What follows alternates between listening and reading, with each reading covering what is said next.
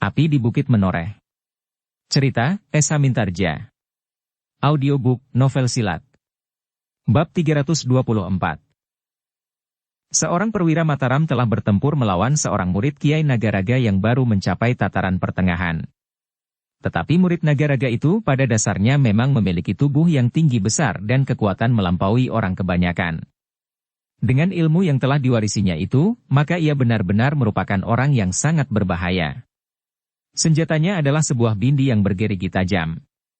Putaran bindinya itu telah menimbulkan desau yang mendebarkan, sementara angin pun bagaikan diputarnya di sekitar tubuhnya karena putaran bindinya itu. Perwira Mataram yang mempergunakan pedang sama sekali tidak mau membenturkan pedangnya. Perwira itu sadar akan kekuatan lawannya, sehingga karena itu, maka ia pun telah melawan kekuatan itu dengan kecepatan dan keterampilan ilmu pedangnya. Di bagian lain dari pertempuran itu, seorang murid Kiai Nagaraga yang telah memiliki landasan ilmu yang kuat, telah berhasil mendesak lawannya. Seorang perwira Mataram hampir saja disambar tombak bertangkai pendek. Namun perwira itu masih sempat melenting menjauh. Tetapi lawannya tidak membiarkannya lepas. Dengan serta-merta ia telah memburunya dengan ujung tombak yang teracu. Namun para prajurit Mataram memiliki keterampilan bertempur dalam kelompok-kelompok. Karena itu, selagi orang bertombak itu berusaha untuk menghabisi lawannya, seorang perwira yang semakin terdesak, maka tiba-tiba serangan yang lain telah datang menyambarnya. Untunglah bahwa ia masih sempat menghindar, sehingga ujung pedang seorang perwira yang lain tidak mengoyak dadanya. Namun demikian ia pun berkata, "Kau curang. Kau tidak bertempur secara jantan. Kami adalah sekelompok prajurit yang berada di medan perang. Kami bukan sedang berperang tanding," sahut perwira yang menyerangnya. Lalu, "Lihat, apakah para cantrik dari padepokan ini juga bersikap jantan? Mereka telah mengeroyok para prajurit Mataram. Bahkan ada yang berkelompok sampai 3 orang melawan seorang prajurit." "Jumlah kami memang lebih banyak," jawab murid Nagaraga itu. "Bagi seorang prajurit, yang penting bukan jumlahnya, tetapi kemampuan bertempur dalam kelompok itu," jawab perwira itu. Murid Nagaraga itu tidak menjawab lagi. Tetapi ia pun telah meloncat menyerang prajurit yang telah menggagalkan usahanya membunuh lawannya itu. Dengan demikian maka pertempuran pun menjadi semakin lama semakin sengit. Orang-orang padepokan Nagaraga ternyata sebagaimana perguruan-perguruan yang lain, kemampuan dan ilmunya bertataran panjang. Ada yang baru mulai, ada yang sudah menginjak jenjang pertengahan, ada yang sudah mulai mendalami ilmunya, dan bahkan ada yang telah mewarisi semua ilmu gurunya.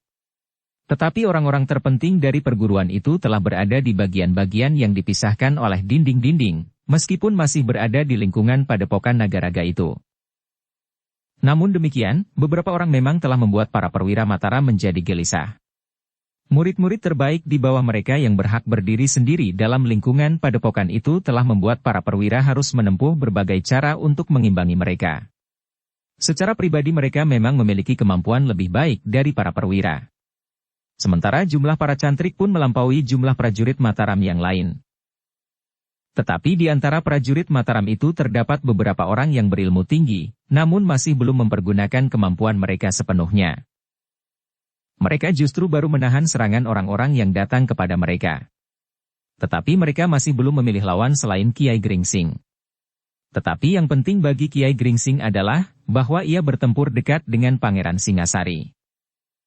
Beberapa saat kemudian, maka ternyata bahwa orang-orang padepokan yang jumlahnya lebih banyak, serta beberapa orang murid yang memiliki kemampuan secara pribadi lebih tinggi itu, berhasil mendesak para prajurit Mataram. Perlahan-lahan prajurit Mataram harus bergeser surut. Para perwira yang bertempur melawan 1 atau 2 orang cantrik memang mampu bertahan dan bahkan mampu mengatasi para cantrik itu. Tetapi jika masih datang lagi para cantrik yang meskipun tidak berilmu tinggi, maka mereka benar-benar membingungkan. Sedangkan beberapa orang murid Kiai Nagaraga benar-benar memiliki ilmu yang lebih tinggi dari para perwira, sehingga para perwira harus mempergunakan kemampuan mereka bertempur dalam kelompok-kelompok tertentu yang saling bersilang lawan. Dengan demikian kadang-kadang mereka memang dapat membuat lawan mereka menjadi agak bingung karena lawannya harus setiap kali berganti. Namun dalam pada itu, Ki Jairaga pun mulai mencoba untuk ikut menahan desakan orang-orang padepokan itu. Ketika orang berkaki pendek yang menyerangnya itu menjadi semakin garang, maka Ki Jayaraga pun berusaha untuk melemparkannya kembali ke belakang garis pertempuran. Ia ingin mempengaruhi seluruh medan agar orang-orang Mataram tidak selalu terdesak. Namun ia harus bekerja sama dengan Sabung Sari, Gelagah Putih, dan meskipun sambil berdebar-debar, juga Raden Rangga. Karena itu, maka ketika ia sempat mendekati Sabung Sari, maka ia pun berkata tanpa menghiraukan lawannya yang berkaki pendek itu, apakah ia akan mendengarnya? Kita sudah mendapat perintah. Beritahukan kepada Gelagah Putih agar kalian dapat ikut menahan gerak maju pasukan Nagaraga. Minta Raden Rangga ikut, tetapi jangan biarkan anak muda itu berbuat semaunya. Baik Kiai, jawab Sabung Sari. Aku akan minta Gelagah Putih untuk berbicara dengan Raden Rangga. Bagus, jawab Ki Jayaraga. Gelagah Putih lebih akrab dengan anak muda yang aneh itu. Sabung Sari pun kemudian berusaha untuk menembus medan, mendekati Gelagah Putih yang sedang bertempur melawan seorang cantrik yang berusaha mendesak Gelagah Putih itu.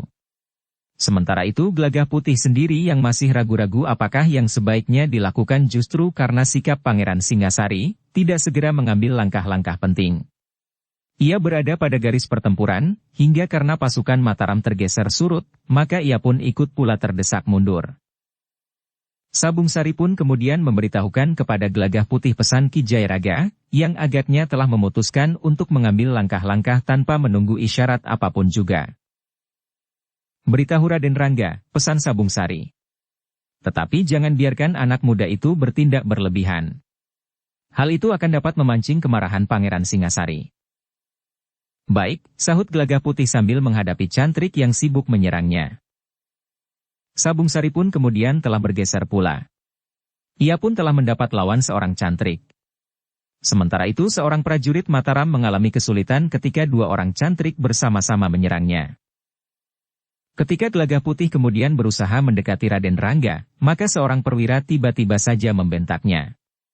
Kau mau kemana Lari? Gelagah Putih mengerutkan keningnya. Perwira itu sendiri sibuk bertempur dengan mengerahkan segenap kemampuannya. Ia harus melawan 3 orang murid yang nampaknya telah menyelesaikan beberapa tataran permulaan olah kanuragan. Sehingga dengan demikian, maka para murid itu sudah memiliki kemampuan bermain senjata. Aku akan menghubungi Raden Rangga, jawab Gelagah Putih. Kau berada di medan pertempuran, geram perwira yang terdesak itu. Gelagah Putih termangu-mangu sejenak. Namun tiba-tiba saja ia merasa jengkel kepada perwira yang membentaknya itu. Karena itu maka ia ingin menunjukkan sesuatu kepada perwira itu. Dengan serta-merta Gelagah Putih melompat memasuki arena pertempuran perwira itu. Dengan serta-merta, maka Gelagah Putih telah mengerahkan kemampuannya. Dengan landasan ilmunya ia pun telah berloncatan di sekitar perwira itu. Tangannya bagaikan menjadi 1000. Meskipun ia belum mengurai senjatanya, namun perwira itulah yang memberikan senjata kepadanya. Tanpa diketahuinya, pedangnya sudah berpindah di tangan Gelagah Putih. Sehingga dengan pedang itu Gelagah Putih telah bertempur melawan 3 orang murid Kiai Nagaraga. Perwira yang kehilangan pedangnya itu menjadi bingung. Tetapi ia pun kemudian melihat, ketiga orang murid itu telah terdesak mundur. 2 orang di antara mereka terluka, sementara seorang di antaranya berusaha untuk melindungi kedua kawannya yang terluka itu menarik diri. Gelagah Putih tidak mengejar mereka. Namun ia pun kemudian telah menyerahkan pedang itu kembali kepada perwira yang sedang kebingungan. Nampaknya ia bukan perwira yang memiliki kemampuan bertempur secara pribadi dengan baik, meskipun barangkali ia memiliki kemampuan dalam perang gelar dan mengatur gerak pasukan. Gelagah Putih tidak berbicara sepatah kata pun. Ia pun kemudian meninggalkan perwira itu untuk menemui Raden Rangga. Untuk beberapa saat perwira itu termangu-mangu. Ia sama sekali tidak mengira bahwa anak muda itu memiliki kemampuan yang demikian tingginya, sehingga membuatnya agak bingung untuk menilainya. Namun ia pun segera sadar bahwa pertempuran masih berlangsung. Karena itu, maka ia pun segera mengangkat pedangnya dan memasuki arena, menyusup di antara para prajurit Mataram yang dengan susah payah bertahan agar tidak terdesak terus. Ketika Gelagah Putih mendekati Raden Rangga, maka Raden Rangga nampaknya masih saja bermain-main dengan para cantrik. Raden, berkata Gelagah Putih. Sebagaimana Raden lihat, pasukan Mataram telah terdesak. Tetapi dengan acuh tak acuh Raden Rangga menjawab. Biar saja. Bukankah semuanya tanggung jawab Pamanda Pangeran Singasari? Memang benar Raden. Tetapi bagaimana dengan para prajurit Mataram? Kita masih belum sempat mengamati pertempuran di bagian-bagian lain dari padepokan ini. Jika mereka juga terdesak, maka prajurit Mataram yang ada di sini akan tertumpas habis. Mungkin kita dapat meloloskan diri. Tetapi apakah kita akan membiarkan korban yang demikian banyaknya? Jadi maksudmu, aku harus membunuh sebanyak-banyaknya, bertanya Raden Rangga. Bukan. Bukan maksudku. Tetapi setidak-tidaknya kita berusaha agar pasukan Mataram tidak terdesak, dan berhasil menguasai padepokan ini, jawab Gelagah Putih. Bukankah kita boleh berbuat sesuatu setelah ada perintah Pamanda Pangeran? Bertanya Raden Rangga sambil meloncat kian kemari. Bahkan ketika Gelagah Putih pun diserang pula, ia pun harus menghindar juga. Tetapi Gelagah Putih itu berkata, bukankah perintah untuk bertempur itu sudah dijatuhkan? Dan bukankah aku juga sudah bertempur mati-matian? Jawab Raden Rangga. Para cantrik yang bertempur melawan Raden Rangga itu menjadi muak mendengar percakapan itu. Seorang cantrik tiba-tiba membentak. Jangan banyak bicara. Sebentar lagi kau akan mati di sini. Tetapi cantrik itu terkejut. Demikian mulutnya terkatup, tiba-tiba saja terasa mulutnya menjadi panas. 3 giginya terlepas dan darah pun mengalir dari sela-sela bibirnya. Gila, geram cantrik itu. Jangan mengumpat lagi agar tidak semua gigimu terlepas, berkata Raden Rangga. Raden, berkata Gelagah Putih kemudian. Kita wajib untuk berusaha menahan agar pasukan Mataram tidak terdesak terus. Korban telah berjatuhan, sementara sebenarnya kita mampu untuk menghindarkannya. Tetapi bukan berarti bahwa Raden harus membunuh lawan-lawan Raden. Raden Rangga termangu-mangu. Namun ketika Raden Rangga akan menjangkau tongkat pringgadingnya yang terselip di punggung, Gelagah Putih bertanya. Apa yang akan Raden lakukan? Tidak untuk membunuh, jawab Raden Rangga. Gelagah Putih menarik nafas dalam-dalam. Sementara itu ia mendengar cantrik yang lain mengumpat.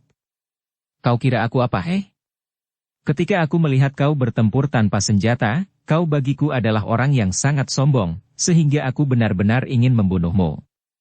Dan sekarang kau akan mempergunakan tongkat pringgading itu. Raden Rangga tertawa. Katanya, tongkat ini bukan kebanyakan tongkat. Jika mendung tebal, dan tongkat ini diacungkan ke langit, mungkin hujan akan turun. Anak gila, geram cantrik itu sambil mengayunkan senjatanya, sebuah bindi yang berat. Namun cantrik itu benar-benar dicengkam keheranan. Raden Rangga telah menangkis bindi yang berat dan terayun deras itu benar-benar dengan tongkat bambunya. Ternyata benturan yang terjadi, seakan-akan telah mematahkan tangan cantrik itu.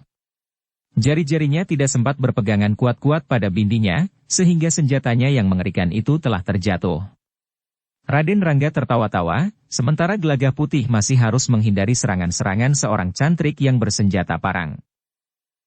Ambillah, berkata Raden Rangga. Cantrik itu termangu-mangu. Sementara tangannya benar-benar terasa akan terlepas. Ambil. Jika kau tidak mau mengambil bindimu, aku bunuh kau, ancam Raden Rangga. Cantrik yang kebingungan itu memang mengambil bindinya. Tetapi tangannya tidak mampu lagi mengayunkannya. Karena itu, maka ia mencoba memegang dan mempergunakannya dengan tangan kirinya. Bagus, berkata Raden Rangga. Jika gurumu cermat, maka tangan kanan dan kiri tidak akan banyak berbeda kemampuannya mempermainkan senjata. Karena itu, sekarang pergunakan tangan kirimu jika tangan kananmu sakit.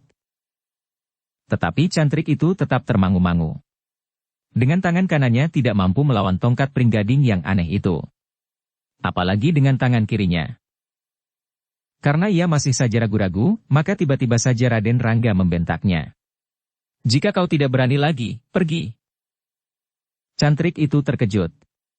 Ketika Raden Rangga mengangkat pringgadingnya, maka tiba-tiba cantrik itu telah berlari. Jangan menakut-nakuti seperti itu, Raden, berkata Gelagah Putih yang mendekatinya. Raden Rangga tersenyum. Namun ia pun kemudian bersiap menghadapi lawan berikutnya. Gelagah Putih yang melihat Raden Rangga sudah siap untuk bertempur lebih keras, kemudian berkata, Aku akan bergeser lagi, Raden. Kita memang membuat jarak agar kita dapat membantu para prajurit untuk menahan orang-orang Nagaraga. Baik, jawab Raden Rangga. Aku akan mengingat pesanmu. Bertempur, bertahan, tanpa membunuh. Begitu? Gelagah Putih menarik nafas dalam-dalam. Namun ia tidak menjawab lagi. Sejenak kemudian Gelagah Putih telah bergeser lagi. Di bagian lain dari pertempuran itu, terasa orang-orang Nagaraga masih mendesaknya. Tetapi beberapa langkah dari tempat itu, keadaannya sudah agak berbeda. Ki Jayaraga yang bertempur di antara para prajurit Mataram, telah membuat beberapa orang perwira menjadi heran. Setiap kali lawan Ki Jayaraga selalu terlempar menjauh. Bahkan murid Nagaraga yang berkaki pendek telah membawa seorang kawannya. Meskipun demikian, mereka tidak banyak berarti buat Ki Jayaraga. Di sebelah lain, Sabung Sari pun berusaha untuk menyerap beberapa orang cantrik untuk menghadapinya, agar mereka tidak terlalu banyak mengerumuni para perwira yang harus bertempur dengan mengerahkan segenap kekuatan. Sabung Sari tidak ingin membuat pengeram-eram dengan sorot matanya. Tetapi ia telah mempergunakan senjata sebagaimana dipergunakan oleh para prajurit. Dengan pedang di tangan, Sabung Sari menahan desakan orang-orang Nagaraga. Ternyata di sayap yang sebelah, yang diperkuat dengan Sabung Sari, Gelagah Putih dan Raden Rangga, apalagi Ki Jayaraga, telah banyak terjadi perubahan. Jika di sayap yang lain orang-orang Nagaraga masih sempat mendesak orang-orang Mataram, namun di sayap sebelah, justru para prajurit Mataramlah yang mendesak orang-orang Nagaraga. Beberapa orang murid Nagaraga yang memiliki kemampuan yang tinggi, sempat menilai keadaan. Karena itu, maka mereka pun harus mengambil langkah-langkah. Seorang penghubung telah diperintahkan untuk menarik beberapa orang dari sayap yang terlalu kuat bagi para prajurit Mataram untuk bergeser ke sayap yang lain. Kiai Gringsing yang bertempur di sebelah Senapati Pengapit, melihat pergeseran itu. Namun ia memang tidak merasa perlu untuk menjadi cemas, karena di sisi itu terdapat Ki Jayaraga. Kiai Nagaraga sendiri masih bertempur dengan keras melawan Pangeran Singasari. Namun keduanya masih tetap saling menyerang, saling mendesak dan meningkatkan tataran ilmu mereka semakin tinggi. Sementara itu, Kiai Gringsing sendiri masih juga menghadapi salah seorang murid Kiai Nagaraga. Kiai Gringsing tidak dengan cepat berusaha mengakhiri pertempuran itu, karena dengan demikian ia sempat berada di dekat Pangeran Singasari.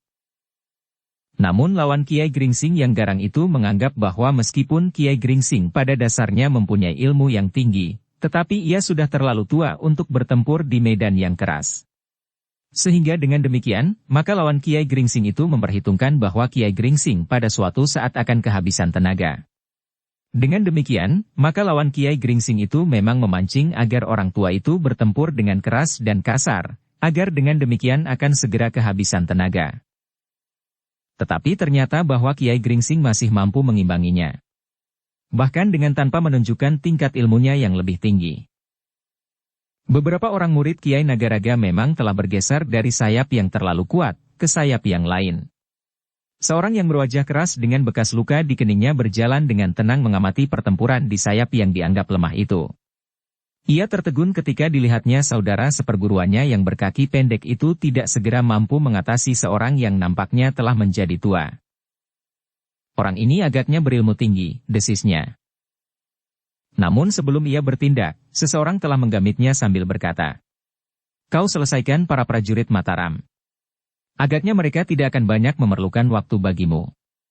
Biarlah orang ini aku hadapi." Orang berwajah keras itu mengangguk. Katanya, "Silahkan Kakang. Tetapi bagaimana dengan orang-orang di sisi sebelah?" "Mereka akan dapat segera dihancurkan," jawab orang itu. Sebenarnya lah bahwa beberapa orang murid yang sudah sampai pada tataran tertinggi, memiliki kemampuan secara pribadi melampaui para perwira dari Mataram. Bahkan dua orang perwira yang memiliki kekuatan raksasa, yang bersama-sama dengan Pangeran Singasari memecahkan pintu gerbang itu pun telah menghadapi lawan yang sangat berat. Ketika orang-orang yang datang kemudian melangkah mendekati Ki Jayaraga, maka orang berwajah kasar itu pun telah bergeser pula di sepanjang arena pertempuran. Orang yang mendekati Ki Jayaraga itu bertubuh kecil. Tetapi agaknya ia mampu bergerak dengan kecepatan yang sangat tinggi. Dalam pada itu, Kiai Gringsing yang mengamati seluruh medan meskipun tidak dengan jelas, dapat menduga bahwa murid-murid Nagaraga itu rasa-rasanya memang terlalu banyak. Karena itu, maka ia pun berkata kepada diri sendiri. Apakah benar di sini hanya ada seorang guru besar seperti Kiai Nagaraga itu? Namun Kiai Gringsing tidak bertanya kepada siapapun. Ia justru menduga bahwa tentu ada orang lain yang memiliki tataran yang hampir setingkat dengan Kiai Nagaraga itu sendiri. Tetapi agaknya tidak mudah untuk menemukannya. Ketika pertempuran kemudian menjadi semakin sengit, maka mulailah korban berjatuhan. Para murid dari Padepokan Nagaraga itu benar-benar telah membunuh. Para perwira yang terdesak, harus dengan sungguh-sungguh mengeterapkan kemampuan mereka bertempur dalam kelompok yang sangat terbatas. Dalam pertempuran yang semakin keras, maka semua orang telah mengerahkan kemampuan mereka semakin tinggi, sehingga dengan demikian para prajurit Mataram yang jumlahnya lebih sedikit itu semakin mengalami kesulitan. Namun karena beberapa orang telah bergeser dari sayap yang satu ke sayap yang lain, maka tekanan pun menjadi berkurang. Para perwira Mataram berusaha dengan segenap kemampuan mereka mengimbangi kekerasan dan kegarangan orang-orang Nagaraga. Pangeran Singasari sendiri memang harus bergeser surut setiap kali. Sebenarnya lah Pangeran Singasari juga menjadi gelisah melihat keadaan pasukannya. Ia memang kurang memperhitungkan kemungkinan jumlah yang lebih banyak dari lawannya. Bahkan sekali-sekali Pangeran Singasari juga memikirkan kelompok-kelompok pasukan yang terbagi di seluruh padepokan itu. Dalam pada itu, Sabung Sari yang menyadari keadaan merasa ikut dibebani tanggung jawab. Bagaimanapun juga ia adalah prajurit Mataram.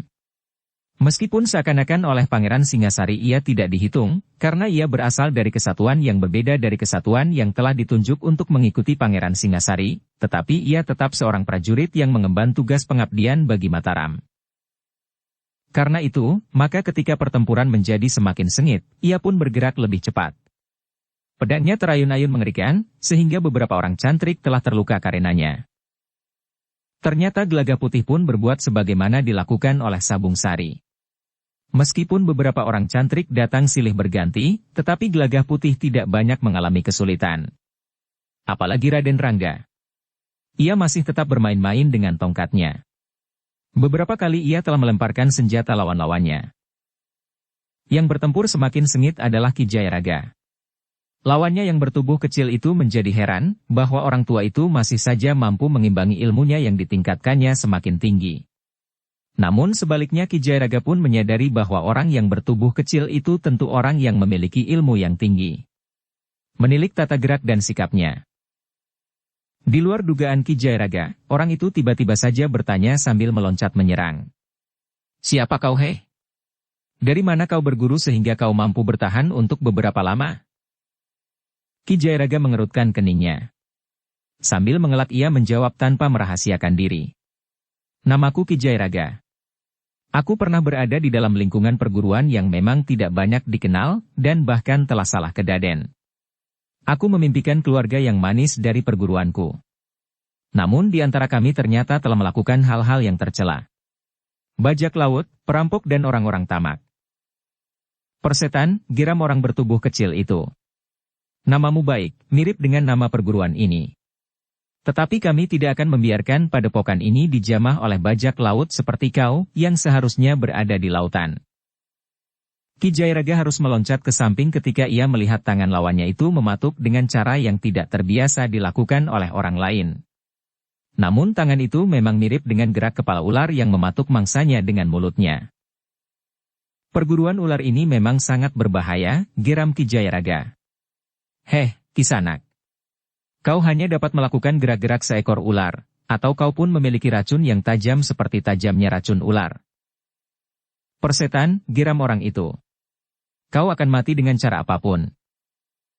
Apapun yang akan terjadi, aku ingin tahu, siapakah kau sebenarnya? Dan apa kedudukanmu di padepokan ini, bertanya Ki Jayaraga. Aku adalah adik Kiai Nagaraga, jawab orang itu. Adik seperguruan, bertanya Ki Jayaraga pula. Orang itu menggeleng. Katanya. Bukan saja adik seperguruan. Tetapi aku memang adik kandungnya. Nah, ternyata kau memang mengalami nasib buruk. Ketika aku melihat kau di arena dan dengan sombong mempermainkan murid-muridku, maka timbullah niatku untuk sedikit mengajarimu melihat kenyataan. Kau juga mempunyai murid di sini, bertanya Ki Jayaraga. Aku bersama-sama dengan kakakku, Kiai Nagaraga, telah menempa para cantrik, putut dan jejanggan yang ada di sini. Kami telah melahirkan beberapa orang yang sudah sanggup menjadi guru yang baik, meskipun untuk sementara mereka tetap di dalam lingkungan padepokan yang besar ini, jawab orang bertubuh kecil itu. Ki Jayaraga belum menyahut ketika tiba-tiba orang itu menyambarnya dengan ayunan tangan yang cepat dan keras sekali. Jika ujung-ujung jarinya yang kuncup itu menyentuh tubuhnya, maka dagingnya tentu akan koyak. Sambil meloncat, menghindar Ki Jayaraga berkata, "Ternyata kau adalah orang kedua di padepokan ini." "Iya," jawab orang itu. "Aku adalah orang kedua. Tetapi dalam tataran ilmu, sulit dibedakan antara aku dan Kakang Nagaraga." Ki Jayaraga menarik nafas dalam-dalam. Ternyata ia telah bertemu dengan orang kedua dari padepokan itu, meskipun ia yakin bahwa orang itu sekedar membual jika ia memiliki ilmu setingkat Kiai Nagaraga sendiri. Meskipun demikian, Ki Jayaraga tidak boleh lengah. Mula-mula ia harus berusaha untuk mempercayai kata-kata orang itu, bahwa ia memiliki ilmu yang sangat tinggi. Dengan demikian maka ia benar-benar akan menghadapi lawannya dengan sangat berhati-hati. Namun dalam pada itu, orang yang berwajah keras yang semula akan menghadapi Ki Jayaraga telah mendekati tempat yang rawan. Ia melihat beberapa orang cantrik telah terlempar dengan luka-luka di tubuhnya. Karena itu, maka ia pun telah mendekatinya. Dengan kerut di dahinya ia melihat pada jarak tidak terlalu jauh, 3 orang di antara para prajurit Mataram yang memiliki ilmu yang tinggi. Merekalah yang telah melemparkan para cantrik yang terluka. Seorang di antara mereka bersenjatakan tongkat dari bambu yang berwarna kuning. "Anak itu gila agaknya," desisnya. Ketika ia mendekat maka dilihatnya anak yang bersenjata pringgading itu adalah anak yang masih sangat muda. Tetapi menilik tata geraknya dan akibat setiap benturan dengan pringgadingnya, maka anak yang masih sangat muda itu memiliki ilmu yang sangat tinggi. Karena itu, maka orang yang berwajah keras itu pun telah mendekatinya, menyibak para cantrik yang seakan-akan mengerumuninya. Beberapa orang di antara para cantrik itu sudah terluka. "Minggir," geram orang itu. "Anak ini memang perlu untuk mendapat sedikit peringatan." Raden Rangga menarik nafas dalam-dalam. Ia memang menjadi gembira mendapat lawan yang mungkin akan dapat bermain lebih baik daripada para cantrik yang mulai menjemukan itu. "Marilah Kisanak," berkata Raden Rangga. "Siapa kau?" "Aku adik Kiai Nagaraga," berkata orang berwajah keras. "Oh," Raden Rangga mengangguk-angguk. "Jadi kau adik seperguruan Kiai Nagaraga?" "Tidak. Aku adiknya." "Adik kandungnya," geram orang itu. "Bukan adik seperguruannya." "Maksudku, kau adik kandungnya tetapi juga adik seperguruannya, begitu?" desis Raden Rangga. "Apa kau tulih? Aku adiknya." "Bukan adik seperguruannya," orang itu membentak. "Jadi tidak ada hubungan ilmu antara kau dan Kiai Nagaraga?" bertanya Raden Rangga pula. "Aku muridnya," jawab orang itu. "Murid yang paling baik di padepokan ini. Aku memang tidak diberi wewenang untuk berdiri sendiri, karena aku diperlukan oleh Kakang Nagaraga untuk membantunya menempa murid-muridnya yang lain, yang lebih muda dari aku. Bukan muda umurnya, tetapi muda ilmunya."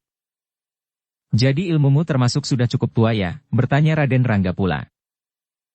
"Iya," jawab orang itu. "Apakah dengan demikian kau telah menjadi orang kedua di padepokan ini?" bertanya Raden Rangga. "Seharusnya memang begitu," jawab orang itu. "Kenapa seharusnya?" bertanya Raden Rangga. "Seandainya tidak ada orang lain yang lebih baik dari aku," jawab orang berwajah kasar itu. Raden Rangga tertawa. Katanya, "Kau benar. Kau akan menjadi orang yang paling baik tanpa orang lain yang lebih baik darimu. Begitu?" "Iya," jawab orang itu mantap. Raden Rangga tertawa semakin keras. Katanya, "Kau memang seorang yang jujur. Sayang kau terlalu bodoh untuk mengatakan keadaanmu yang sebenarnya." "Gila," geram orang itu. "Kau kira kau tidak membuat aku marah dengan kata-katamu itu?" "Marahlah. Aku berharap kau marah, jawab Raden Rangga. Sebenarnya lah orang berwajah keras itu menjadi marah sekali. Tanpa berkata sesuatu lagi ia telah meloncat menyerang Raden Rangga dengan garangnya. Raden Rangga yang sudah siap, telah bergeser ke samping, sehingga tangan orang itu tidak menyentuhnya. Bahkan Raden Rangga sempat membalas menyerang orang itu dengan tongkat bambunya, mengarah ke tangan orang itu. Namun ternyata bahwa Raden Rangga tidak dapat menyentuhnya. Dengan cepat orang itu berhasil menarik tangannya sehingga tongkat Raden Rangga tidak mengenainya. Raden Rangga mengerutkan keningnya. Dengan demikian ia menyadari bahwa lawannya yang agak kedunguan itu ternyata memang memiliki ilmu yang tinggi. Agaknya ia memang adik Kiai Nagaraga yang juga menjadi muridnya. Sejenak kemudian keduanya telah terlibat dalam pertempuran yang sengit. Raden Rangga telah mengalami pertempuran melawan orang Nagaraga sebelumnya. Karena itu, maka ia pun sedikit banyak dapat mengenali tata gerak dari perguruan itu. Namun Raden Rangga tidak melupakannya, bahwa ia telah membunuh orang Nagaraga yang datang ke Mataram dengan membenturkan ilmunya dengan keras, justru pada saat orang Nagaraga itu menyerangnya dengan kekuatan ilmunya yang tinggi. Tetapi agaknya ilmu orang ini lebih baik, berkata Raden Rangga di dalam hatinya. Sekilas Raden Rangga memang teringat pada mimpinya. Tetapi ia pun kemudian tidak menghiraukannya lagi. Biarlah terjadi apa yang akan terjadi. Ternyata bahwa orang berwajah keras itu memang memiliki ilmu yang tinggi. Dengan kecepatan gerak dan kekuatannya ia telah melawan Raden Rangga dengan tanpa mempergunakan senjata. Mula-mula Raden Rangga tidak menghiraukannya. Ia masih saja mempergunakan tongkat bambunya. Namun akhirnya ia mulai memperhatikan bahwa lawannya telah melawannya dengan tidak bersenjata. Heh, tiba-tiba saja Raden Rangga itu menegurnya. Kau jangan terlalu sembrono ya. Kenapa? Bertanya orang itu. Kenapa kau tidak bersenjata? Bertanya Raden Rangga. Buat apa? Bertempur dengan cara apapun tidak penting, asal dapat mengalahkan lawannya. Jika tanpa senjata aku dapat mematahkan lehermu, buat apa aku bersenjata? Jawab orang itu. Raden Rangga benar-benar tersinggung. Karena itu, maka tiba-tiba saja serangannya datang membadai. Tanpa menunggu lawannya sempat mengatur diri menghadapinya, maka tongkatnya telah 3 kali mengenai tubuh lawannya itu. Meskipun Raden Rangga belum mengerahkan kemampuannya sepenuhnya dan membuat tongkatnya menjadi senjata yang aneh, namun pukulan tongkat bambu itu memang terasa sakit di tubuh orang itu. Lengannya telah menjadi nyeri. Sebuah goresan biru menyilang pula di pahanya, serta satu lagi di lambung, meskipun hanya menyentuhnya. Gila, geram orang itu. Dengan mengerahkan segenap kemampuannya, maka orang itu telah bertempur semakin cepat. Ia mencoba menghindari serangan-serangan tongkat Raden Rangga. Tetapi ia tidak dapat bertahan untuk tetap berdiri pada sikap sombongnya. Jika ia tetap tidak bersenjata, maka tubuhnya akan diremukkan oleh tongkat bambu lawannya yang masih sangat muda itu. Apakah aku harus bersenjata melawan anak-anak? Katanya di dalam hati. Tetapi orang itu tidak mau menjadi korban dari sikapnya itu. Ketika sekali lagi tongkat Raden Rangga mengenainya, maka ia berdesis. Kau memang anak iblis. Kau menyakiti aku heh. Raden Rangga meloncat surut sambil tertawa. Kau jangan terlalu sombong. Jika kau masih tetap tidak bersenjata, maka kau akan menyesal.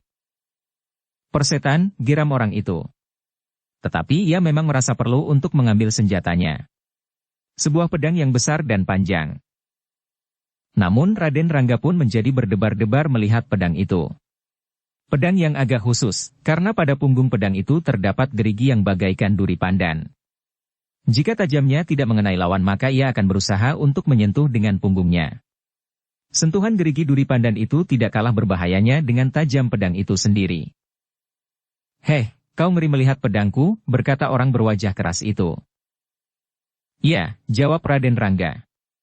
Pedangmu itu memang mengerikan. Jika gerigi itu menggesek kulit, maka kulit akan terkoyak menganga seperti tersayat diterkam kuku burung Garuda.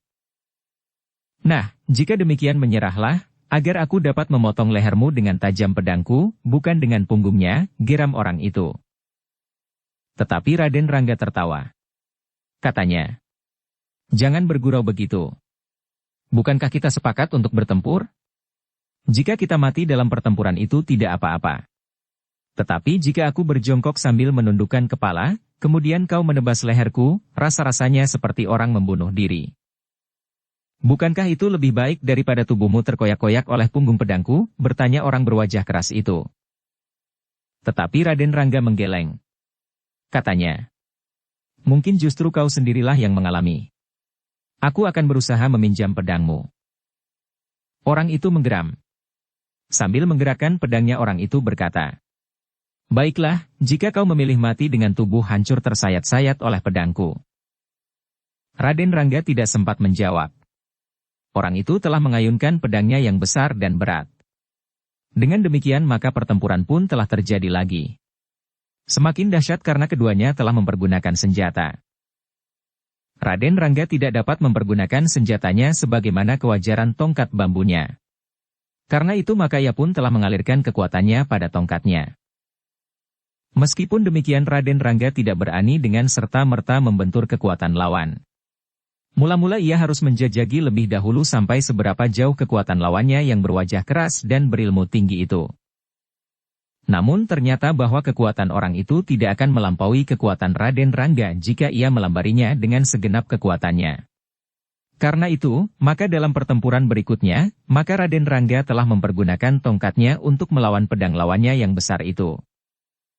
Ketika lawannya mengayunkan pedangnya dengan sepenuh kekuatannya, maka Raden Rangga pun telah menghimpun kekuatannya pula.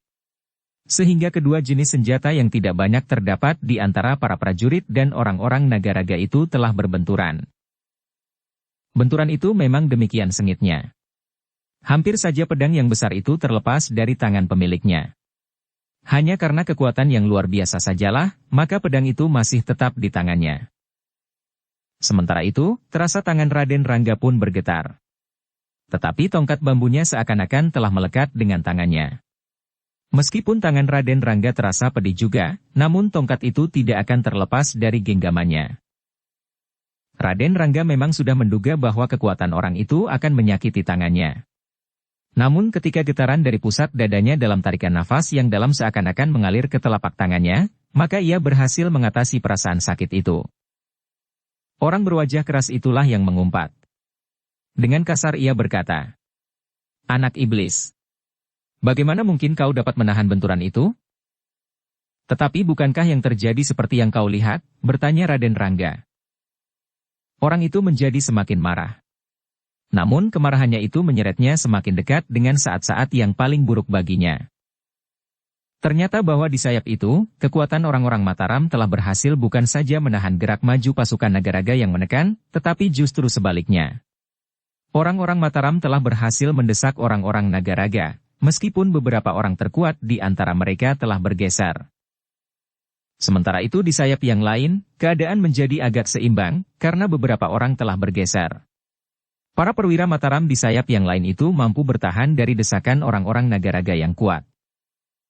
Kia Nagaraga sendiri melihat keadaan itu dengan hati yang tegang.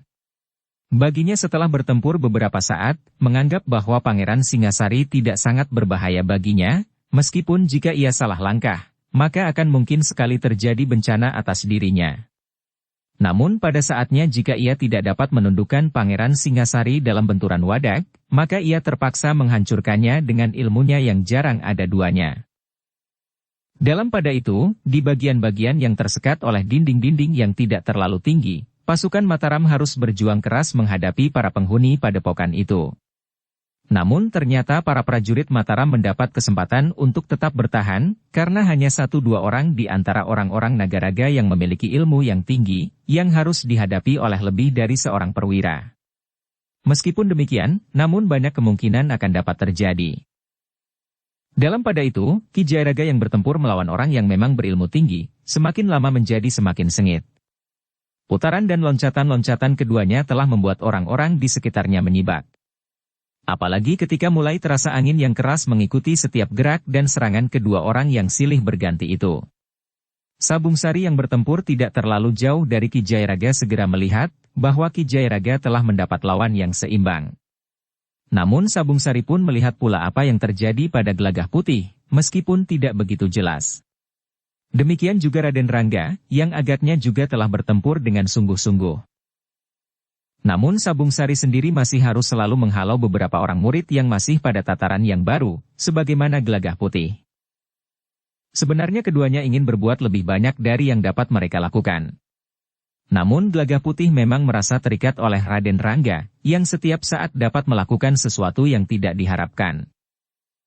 Namun ketika pertempuran itu menjadi semakin sengit, serta Raden Rangga telah mendapat lawan yang memang perlu diperhitungkan, maka Gelagah Putih mulai berpikir untuk melakukan sesuatu. Tetapi apakah aku akan meninggalkan Raden Rangga? Bertanya Gelagah Putih di dalam hatinya.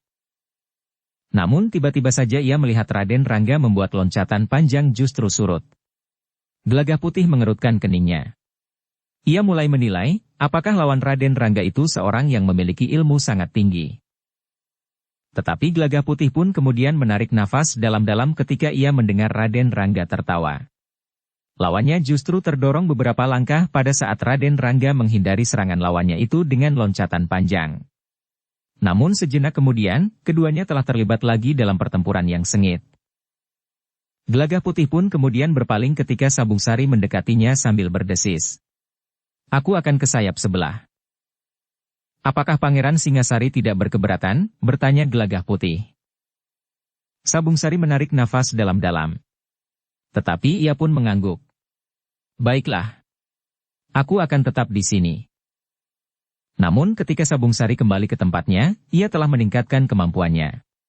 Ia tidak lagi dapat menahan terlalu banyak dan terlalu lama hentakan-hentakan yang ada di dalam dirinya, yang seakan-akan telah menyakiti dadanya sendiri. Karena itu, maka orang-orang yang mendekatinya justru mengalami nasib yang lebih buruk. Karena Sabung Sari mempergunakan sebilah pedang, maka lawan-lawannya pun telah tergores oleh pedang semakin dalam. Dalam keseluruhan, pertempuran antara para prajurit Mataram dan orang-orang Nagaraga masih belum dapat diduga, siapakah yang akan memenangkan pertempuran.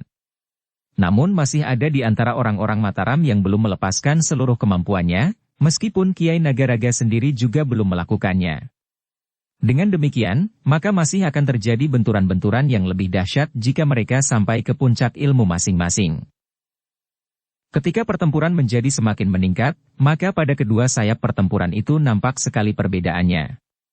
Di satu sayap pasukan Mataram nampak menekan orang-orang Padepokan Nagaraga, sementara di sayap yang lain keadaannya menjadi sebaliknya.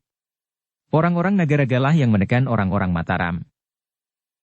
Dengan demikian, maka kedua belah pihak berusaha untuk mencari keseimbangan. Beberapa orang perwira yang berada di sayap yang berhasil mendesak kekuatan Padepokan Nagaraga telah bergeser ke sayap yang lain, justru karena mereka merasakan ketidakseimbangan itu. Seorang penghubung telah memberikan beberapa keterangan tentang keadaan dalam keseluruhan, atas perintah seorang perwira yang berada di sisi yang mendapat tekanan itu. Sebenarnya lah bahwa Pangeran Singasari tidak mendapat kesempatan untuk melakukan pengamatan atas keseluruhan medan. Apalagi ketika lawannya itu menekannya semakin tajam, sehingga hampir seluruh perhatian Pangeran Singasari telah dipusatkan pada usaha untuk melindungi dirinya sendiri. Bahkan kemudian terasa bahwa ia benar-benar harus memusatkan segenap kemampuannya untuk melawan orang yang menyebut dirinya Kiai Nagaraga. Dengan bergesernya beberapa orang perwira ke sayap yang lain, maka keseimbangan pun menjadi semakin mantap. Di sayap yang semula para prajurit Mataram terasa tertekan, dengan kehadiran beberapa orang perwira, keadaan pun telah berubah. Tetapi di sayap yang lain, maka para prajurit Mataram pun harus bekerja lebih keras. Justru karena beberapa orang di antara mereka telah meninggalkan sayap itu dan berada di sayap yang lain. Tetapi di sayap itu ternyata telah ikut bertempur Sabung Sari dan Gelagah Putih yang belum mempergunakan seluruh kekuatan yang ada pada mereka. Namun karena beban di sayap itu sepeninggal beberapa orang perwira menjadi semakin berat, maka Sabung Sari dan Gelagah Putih pun telah bekerja lebih keras. Apalagi mereka memang berniat untuk ikut menentukan akhir dari pertempuran yang sudah menjadi semakin lama. Karena itu, maka keseimbangan yang terjadi pun tidak bertahan terlalu lama. Ketika Sabung Sari dan Gelagah Putih bertempur semakin cepat, maka keseimbangan mulai berguncang lagi. Orang-orang terkuat di padepokan itu pun segera melihat bahwa kedua orang muda itu memang memiliki kelebihan dari para prajurit yang lain. Karena itu, maka para cantrik pun telah menyampaikan hal itu kepada orang-orang terpenting dari Padepokan Nagaraga. Pergeseran demi pergeseran telah terjadi. Murid-murid terbaik dari Nagaraga pun akhirnya berkumpul di satu sayap. Semakin lama pertempuran itu berlangsung, semakin nampak bahwa Sabung Sari dan Gelagah Putih adalah orang-orang yang sangat berbahaya, di samping Ki Jayaraga dan Raden Rangga. Namun semakin keras Sabung Sari dan Gelagah Putih bertempur, maka semakin terasa bahwa pasukan Mataram di Induk Padepokan itu berhasil menekan lawannya. Seorang murid yang sudah sampai ke tataran yang tinggi telah berusaha menghadapi Sabung Sari. Seorang yang lain berada di antara dua orang cantrik yang bertempur melawan Gelagah Putih. Namun mereka sama sekali tidak berhasil menekan lawan-lawannya, meskipun Sabung Sari masih juga bersenjata pedang. Keadaan itu ternyata dapat ditangkap oleh Kiai Nagaraga. Karena itu, maka ia pun tidak dapat menyembunyikan kecemasannya. Meskipun ia yakin akan dapat mengalahkan Pangeran Singasari, tetapi dalam keseluruhan orang-orangnya memang dalam keadaan bahaya. Karena itu, maka Kiai Nagaraga pun mulai melepaskan serangan-serangannya yang mendebarkan. Sekali-sekali tangannya menyambar dengan dahsyatnya. Meskipun Pangeran Singasari sempat mengelak, namun sambaran anginnya terasa menampar kulit. Bahkan terasa pedih. "Setan," geram Pangeran Singasari. Ia pun menyadari betapa tingginya ilmu lawannya itu. "Pangeran," berkata Kiai Nagaraga. "Seperti Pangeran lihat, maka pasukan Mataram berhasil mendesak pasukan kami. Karena itu jangan menyesal jika kemarahanku atas hal ini aku tumpahkan kepada Pangeran." "Persetan," geram Pangeran Singasari. "Kau pun akan segera kehilangan kesempatan untuk melawan. Jangan bergurau Pangeran. Kita sudah tahu, siapa di antara kita yang akan hancur di medan pertempuran ini," berkata Kiai Nagaraga. "Dalam tataran ini aku sudah yakin, bahwa aku akan dapat membunuh Pangeran. Mungkin Pangeran juga memiliki ilmu pamungkas yang gegirisi.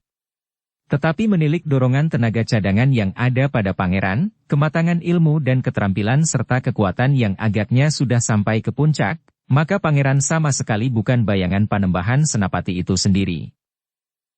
Pangeran Singasari benar-benar menjadi marah. Namun ia masih tetap harus berhati-hati menghadapi Kiai Nagaraga. Jika ia sedikit saja melakukan kesalahan, maka akibatnya akan sangat gawat baginya. Dengan sekali-sekali mendesak lawannya, Kiai Gringsing memperhatikan kedua orang yang sedang bertempur itu. Rasa-rasanya Pangeran Singasari memang berada dalam bahaya. Karena itu, maka Kiai Gringsing merasa perlu untuk semakin berhati-hati. Tetapi sebelum Kiai Nagaraga sampai ke puncak ilmunya, maka pemimpin padepokan itu telah mengambil langkah untuk menentukan akhir dari pertempuran itu. Karena itu, maka tiba-tiba saja terdengar satu isyarat yang aneh keluar dari mulut Kiai Nagaraga itu. Yang terdengar adalah suitan nyaring yang memanjang. Getarannya terasa bagaikan menyentuh langit, melingkar-lingkar menembus lembah dan lereng perbukitan. Mengguncang pepohonan hutan dan mengetuk dinding goa yang dihuni oleh seekor ular raksasa, yang nampaknya telah berhenti bergaung untuk beberapa saat. Pangeran Singasari dan para prajurit Mataram yang berada di padepokan itu, baik yang berada di padepokan induk maupun yang berada di bagian-bagian yang tersekat di padepokan itu, terkejut sekali, bahkan Kiai Gringsing dan Kiai Jayaraga pun telah terkejut pula. Getaran suara Kiai Nagaraga itu seakan-akan telah mengguncang isi dada para prajurit Mataram yang mendengarnya. Bahkan rasa-rasanya setiap jantung bagaikan tertusuk sampai ke pusatnya.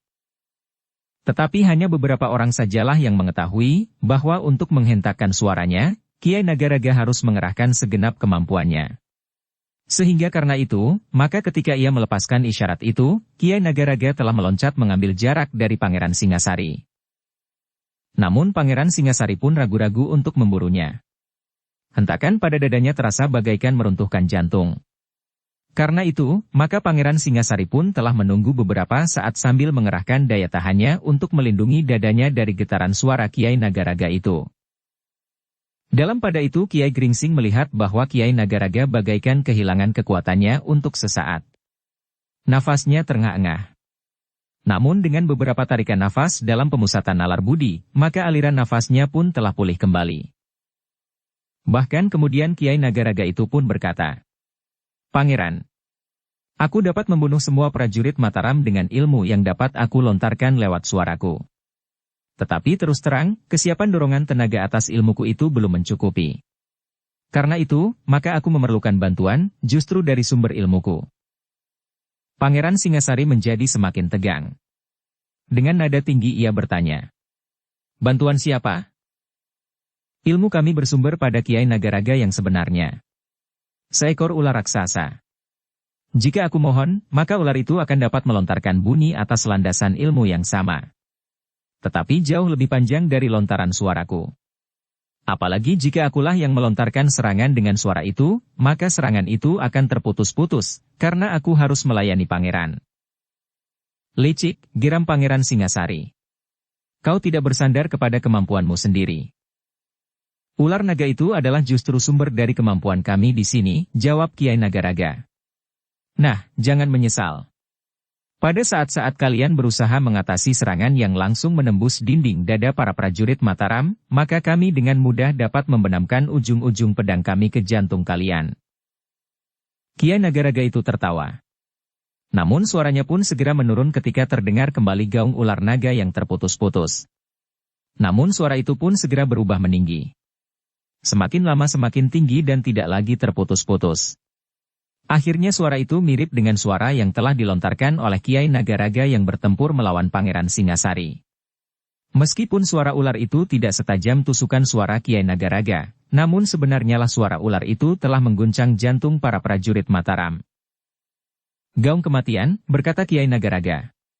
Pangeran, bersiaplah untuk mati bersama-sama semua prajurit Mataram. Kiai Gringsing memang terkejut pula mendengar suara ular yang berubah menjadi tajam sekali. Getarannya memang telah mempengaruhi setiap dada prajurit Mataram. Mereka yang tidak memiliki daya tahan yang kuat, maka gaung ular itu akan sangat mempengaruhinya. Gila, geram Ki Jairaga. Kenapa perguruanmu mempergunakan suara ular itu untuk membantu pertempuran ini? Apa boleh buat, jawab adik Kiai Nagaraga itu. Kau tidak usah menyesal. Kau akan segera mati di sini. Betapapun tinggi ilmumu, maka kau tidak akan mampu melawan suara itu dan melawan ilmuku sekaligus. Wajah Ki Jairaga serasa menjadi panas. Ia bukan seorang yang mudah terbakar hatinya. Namun mengalami serangan dari dua ujung perlawanan yang berat itu, maka ia harus dengan segera mengerahkan ilmunya sebelum ia sendiri digulung kekalahan. Sebenarnya lah suara ular yang bagaikan menjerit meniti udara itu sangat mempengaruhi medan. Para prajurit Mataram benar-benar mengalami kesulitan. Mereka harus berusaha untuk melawan bunyi yang tajam menusuk dada itu, sekaligus melawan ujung-ujung senjata orang-orang padepokan Nagaraga. Sementara itu terdengar suara Kiai Nagaraga melengking. Jangan menyesal. Kalian telah terjerumuskan oleh Panembahan Senapati ke lubang kematian yang mengerikan. Besok akan segera tersiar kabar di Mataram, bahwa pasukan yang ditugaskan untuk menundukkan Nagaraga telah hancur sama sekali.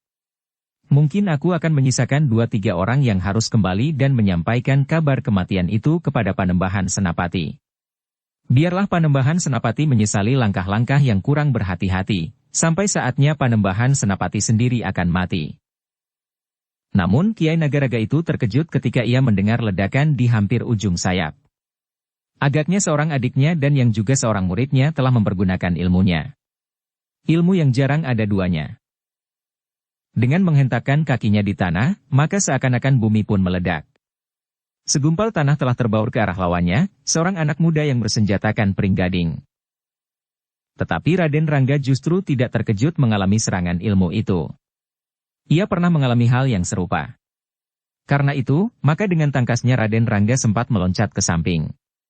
Namun sebelum kakinya menjejak tanah, ia masih juga sempat mendorong seorang perwira yang bertempur di sampingnya melawan seorang cantrik padepokan Nagaraga, ke arah yang sama. Perwira itu terkejut. Ia sempat mengumpat.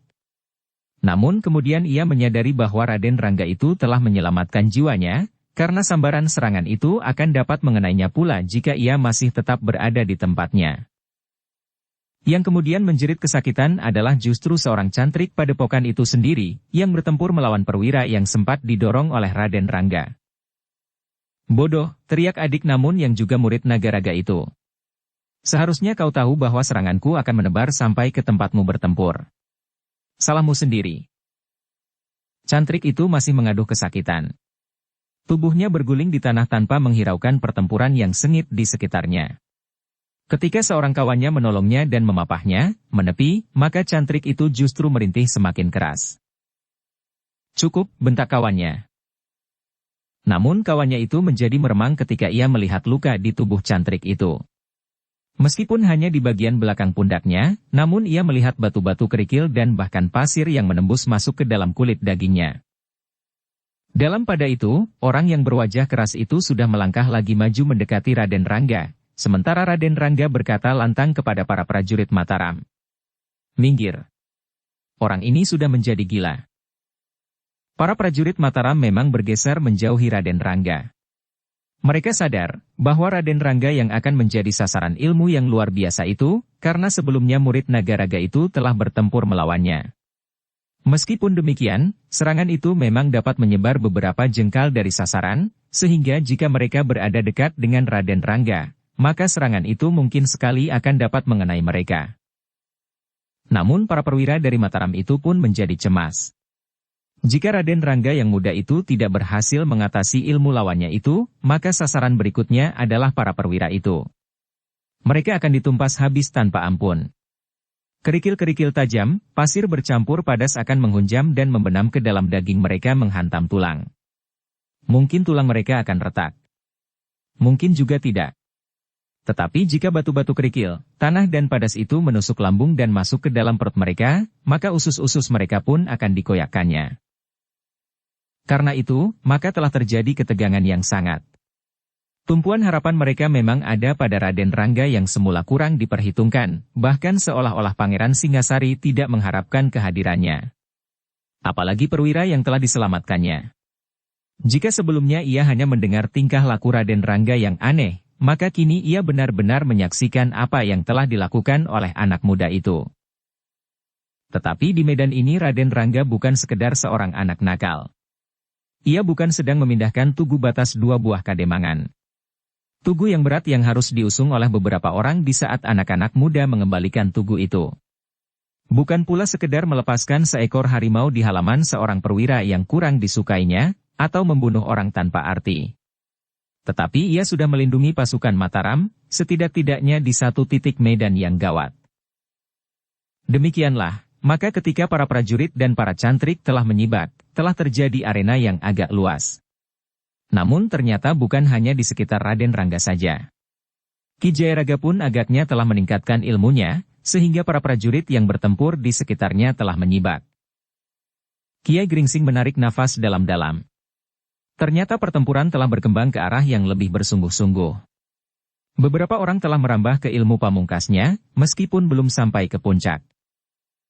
Sementara itu, beberapa orang murid Kiai Nagaraga yang sudah mulai mewarisi ilmunya, telah melepaskan ilmu itu pula, meskipun belum sampai ke tataran yang menggetarkan. Kiai Gringsing masih berusaha selalu berada di dekat Pangeran Singasari. Tetapi Pangeran Singasari sendiri ternyata menjadi sangat gelisah. Meskipun ia sendiri mampu mengatasi hentakan suara ular naga itu, tetapi ia menyadari bahwa sebagian daripada prajuritnya tentu akan terpengaruh karenanya. Namun pada saat-saat yang gawat itu, tiba-tiba terdengar suara Raden Rangga bergelora. Bukan suara wajarnya. Tetapi suaranya seakan-akan membayangi getar lengking suara ular di dalam goa. Jangan gentar oleh suara yang melengking dan bergaung itu. Bukan ilmu yang dapat mempengaruhi kalian, jika kalian tidak terperangkap oleh kecemasan di dalam diri kalian sendiri. Di dalam gua tempat ular bersembunyi itu tentu terdapat rongga yang besar. Rongga itulah yang telah membuat suara ular itu jadi aneh. Lubang udara yang menghadap ke atas pun akan dapat membantu membuat suara di dalam goa itu berpuluh-puluh kali lipat lebih keras dari suara yang sebenarnya. Seperti suara rinding yang bergaung karena rongga mulut orang yang membunyikannya. Apalagi dalam ukuran yang ratusan kali lebih besar. Pangeran Singasari tergetar jantungnya mendengar suara Raden Rangga. Kecuali karena getaran yang tentu dilontarkan oleh ilmu yang sangat tinggi, kata-kata yang diucapkannya itu memang berpengaruh terhadap para prajurit Mataram yang sedang berusaha mengatasi pengaruh suara ular yang bergaung itu. Namun suara ular itu masih saja melengking justru meninggi. Sehingga rasa-rasanya sentuhannya pada setiap jantung menjadi semakin keras. Tetapi beberapa orang perwira telah berusaha menutup pendengaran mereka. Mereka mencoba meyakini suara Raden Rangga. Dengan melambari diri dengan ilmu mereka, maka para perwira itu pun berusaha meyakini bahwa suara yang mereka dengar adalah suara ular yang dilipat gandakan oleh rongga gua dan deru angin yang bertiup keras pada lubang-lubang gua itu. Suara itu tidak mempunyai kekuatan apapun, geram para perwira itu. Dengan demikian maka para perwira itu justru bertempur semakin sengit. Tetapi sebagian yang lain, benar-benar tidak mampu menghindarkan diri dari tusukan suara yang rasa-rasanya memang semakin tajam itu. Sehingga perlawanan mereka pun semakin lama menjadi semakin terasa berat. Pangeran Singasari ternyata tidak banyak dapat berbuat. Ia terikat pada lawannya yang tidak dapat diatasinya. Betapapun juga, Pangeran Singasari harus mengakui bahwa lawannya memang berilmu tinggi. Bahkan pada suatu saat Pangeran Singasari harus bertempur dengan membenturkan ilmu pamungkas mereka. Dan Pangeran Singasari pun menyadari bahwa lawannya tentu memiliki ilmu pamungkas yang gegirisi. Kedudukan Pangeran Singasari memang sulit. Jika ia ingin berada di antara para prajurit serta mengetahui keadaan mereka dari ujung sampai ke ujung, maka ia harus berdiri bebas. Tetapi dengan demikian, sebagai seorang senapati yang memimpin pasukan itu, maka seakan-akan ia menghindari tanggung jawabnya untuk menghadapi senapati tertinggi dari pasukan lawan. Apalagi pada dasarnya, watak Pangeran Singasari tidak mau diatasi dalam segala hal, sehingga dengan demikian, tanpa berpikir panjang ia telah menentukan untuk langsung berhadapan dengan pemimpin tertinggi dari Padepokan Nagaraga itu. Ketika pengaruh suara ular di dalam rongga goa itu semakin terasa oleh para prajurit Mataram, Pangeran Singasari benar-benar menjadi cemas. Namun dalam keadaan yang demikian, Sabungsari dan Gelagah Putih telah menunjukkan kemampuan mereka sebagai orang yang memang memiliki ilmu yang berarti. Dalam keadaan yang sulit itu keduanya masih juga melemparkan lawan-lawan mereka. Bahkan Sabungsari seakan-akan tidak lagi terikat dengan lawan yang manapun juga. Tiba-tiba saja ia berloncatan di arena yang panjang itu. "Maafkan aku," berkata Sabungsari ketika berusaha membantu seorang perwira yang terdesak. Perwira itu memang terkejut. Ada semacam singgungan atas harga dirinya. Tetapi ketika ia melihat ciri seorang perwira Mataram yang dikenakan oleh Sabungsari maka perwira itu tidak mencegahnya, meskipun ia pun tahu bahwa perwira itu yang dimaksud oleh Pangeran Singasari sebagai seorang prajurit dari kesatuan yang tidak ditunjuk. Namun ternyata bahwa Sabungsari memiliki kelebihan dari perwira yang terdesak itu. Sehingga dalam waktu yang singkat, maka lawannya telah dilukainya dengan ujung pedang. Dengan demikian maka Sabungsari justru telah meloncat dari satu lawan kepada yang lain. Dengan demikian, maka Sabungsari itu justru menjadi sangat berbahaya bagi orang-orang Nagaraga. Gelagah Putih memang mempunyai kesempatan yang sama. Namun ketika ia akan bergeser dari tempatnya, tiba-tiba saja ia mendengar Raden Rangga berkata, "Gelagah Putih, kemarilah. Kau ambil lawanku. Aku harus berbuat sesuatu untuk menghentikan suara ular yang gila itu." "Raden akan kemana?" bertanya Gelagah Putih. "Cepat. Semuanya harus dilakukan dengan cepat. Aku mempunyai perhitungan, jika kita terlambat, maka para prajurit Mataram terutama yang ada di bagian-bagian yang tersekat dari padepokan ini akan dihancurkan oleh orang-orang Nagaraga." Ternyata Mataram telah mengambil langkah yang salah. Sebelum mereka mengetahui kekuatan lawan, mereka telah menentukan kekuatan pasukan yang dikirim kemari. Apalagi di bawah pimpinan Pamanda Pangeran Singasari. "Jadi maksud Raden?" Suara Gelagah Putih terputus oleh bentakan Raden Rangga. "Cepat, kau di sini. Hati-hati dengan ilmu orang ini. Pergunakan senjatamu." Gelagah Putih tidak sempat bertanya lebih lanjut. Tiba-tiba saja Raden Rangga melenting, berbareng dengan suara ledakan dari ilmu lawannya. Tetapi sama sekali tidak mengenai Raden Rangga yang langsung meninggalkan arena. Gelagah Putih memang tidak mempunyai pilihan lain. Jika ia menyusul dan berusaha mencegah Raden Rangga, maka orang yang ditinggalkan oleh Raden Rangga itu tentu sangat berbahaya. Ia akan dapat membunuh banyak orang Mataram. Lontaran ilmunya tidak akan dapat dihindari oleh para prajurit tanpa lambaran ilmu yang memadai.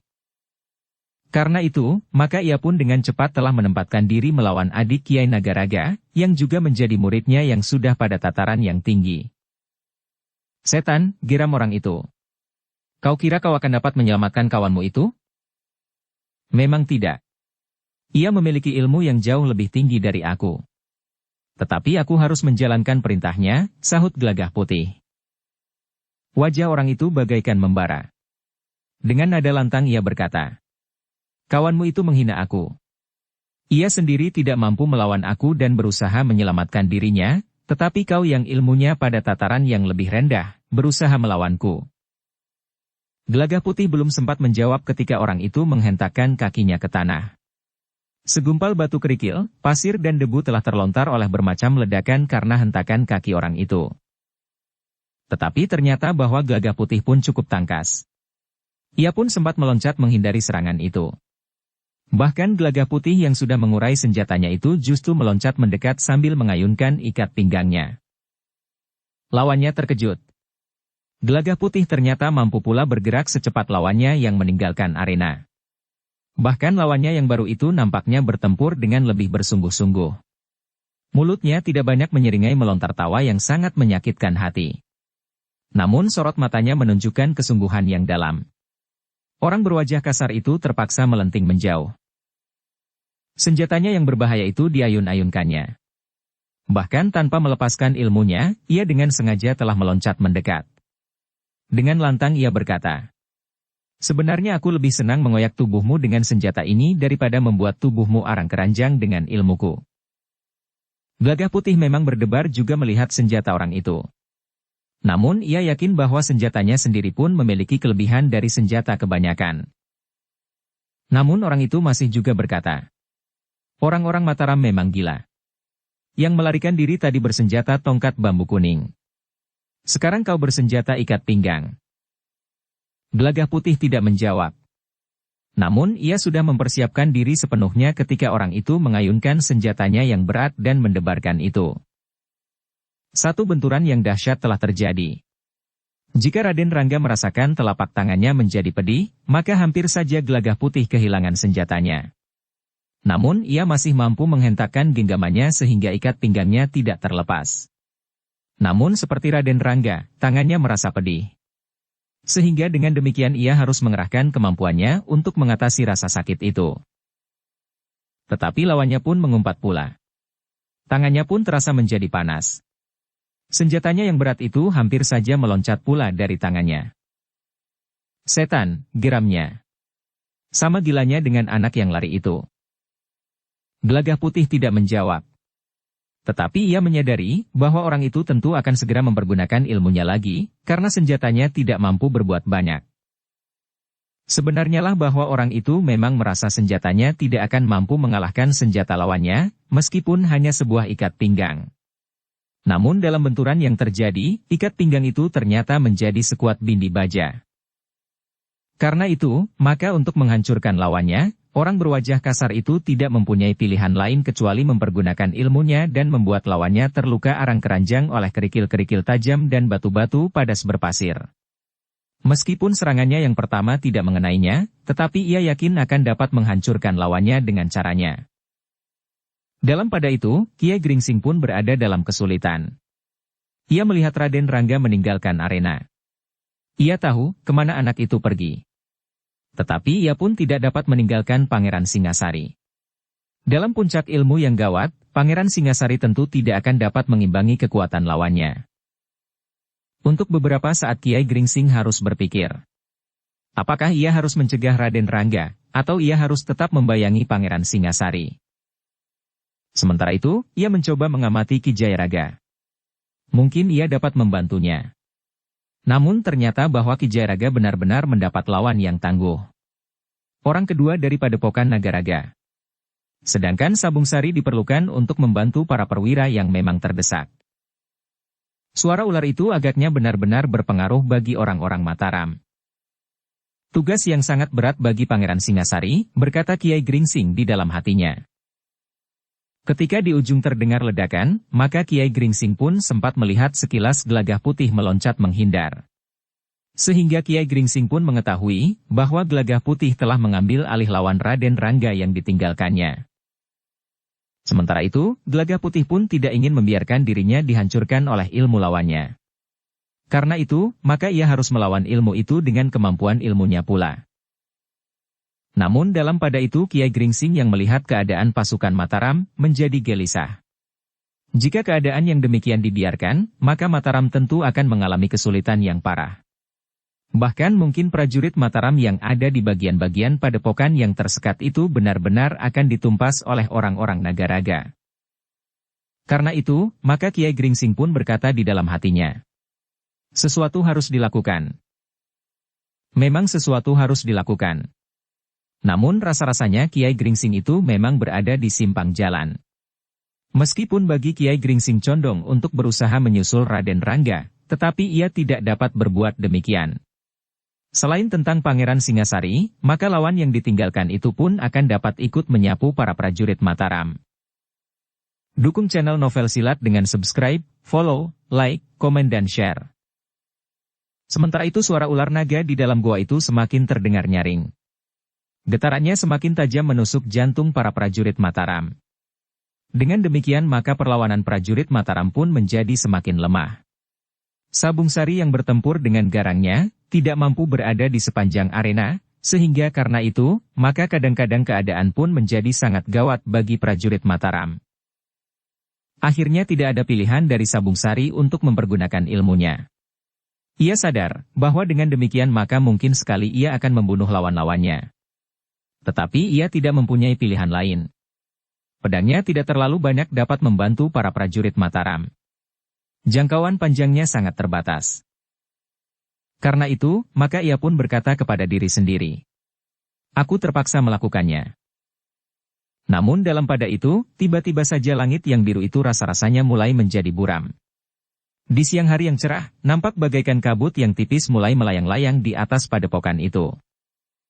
Tentu bukan karena ada kebakaran, berkata Sabung Sari di dalam hatinya. Asap putih itu tidak datang dari satu tempat. Sebenarnya lah asap putih mulai membayangi padepokan itu. Semakin lama rasa-rasanya menjadi semakin tebal. Sementara itu pertempuran pun menjadi semakin sengit. Pasukan Mataram benar-benar terdesak.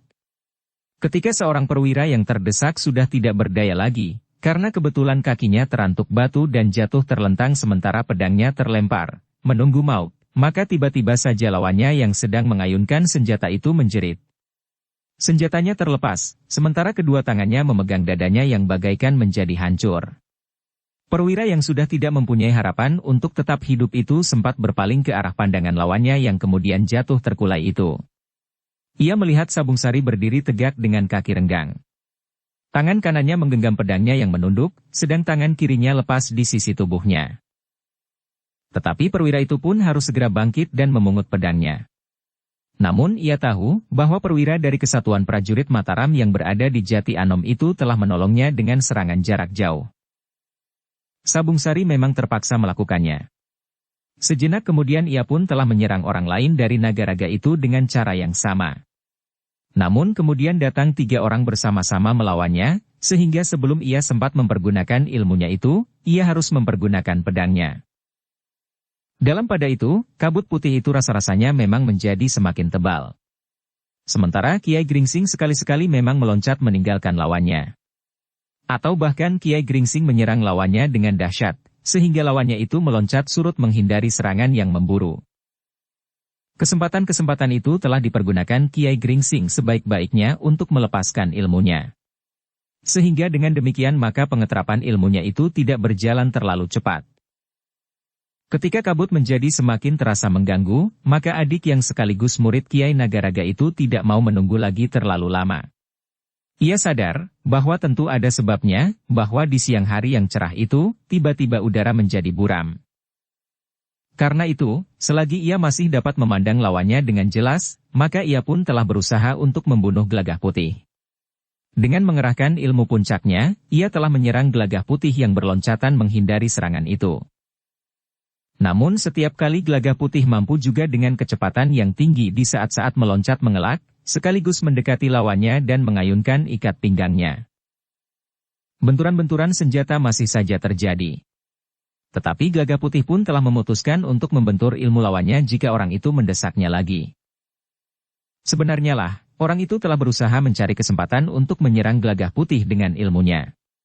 Di saat-saat Gelagah Putih menghindari ujung senjatanya, maka orang itu pun telah meloncat beberapa langkah surut. Tetapi Gelagah Putih memang tidak memburunya. Demikian ia berhasil menghindar dan melihat lawannya justru mengambil kesempatan, ia pun telah melakukannya pula. Gelagah Putih memang bertekad untuk mengakhiri pertempuran, meskipun ia tidak tahu pasti apa yang akan terjadi. Jika ilmu orang itu lebih tinggi dari ilmunya, maka ialah yang akan terkapar di halaman padepokan naga-raga itu. Tetapi jika ilmunya berhasil mengatasi ilmu orang itu, maka ialah yang akan keluar dari lingkaran pertempuran itu. Demikianlah, sesaat kemudian lawan Gelagah Putih itu benar-benar telah meloncat untuk melepaskan ilmunya. Kakinya tiba-tiba saja telah menghentak tanah untuk melontarkan segumpal batu-batu kerikil, pasir, tanah berpadas dan debu ke arah Gelagah Putih. Gelagah Putih sudah jemu meloncat-loncat menghindar. Karena itu, ia sama sekali tidak melenting ke samping. Tetapi ia pun telah melepaskan ilmunya pula. Ilmu yang dipelajari dari kedua orang yang telah memberinya bekal. Berlandaskan ilmu dari cabang perguruan Kisah Dewa yang mengalir lewat Agung Sedayu, serta kekuatan ilmu dari Ki Jayaraga, maka Gelagah Putih telah melawan serangan lawan dengan hentakan yang dilambari dengan segenap kekuatan dan kemampuan yang ada di dalam dirinya. Dengan demikian, maka telah terjadi satu benturan yang sangat dahsyat. Ledakan ilmu orang yang berwajah kasar itu, dibentur oleh kekuatan ilmu yang dilontarkan oleh Gelagah Putih yang memang benar-benar ingin mengakhiri pertempuran itu, apapun yang terjadi. Orang yang berwajah kasar itu, yang memiliki ilmu yang tinggi yang diwarisinya dari Kiai Naga-raga yang juga kakak kandungnya, di bawah gaung suara ular di dalam goa itu, telah menghentakkan ilmu yang luar biasa kuatnya.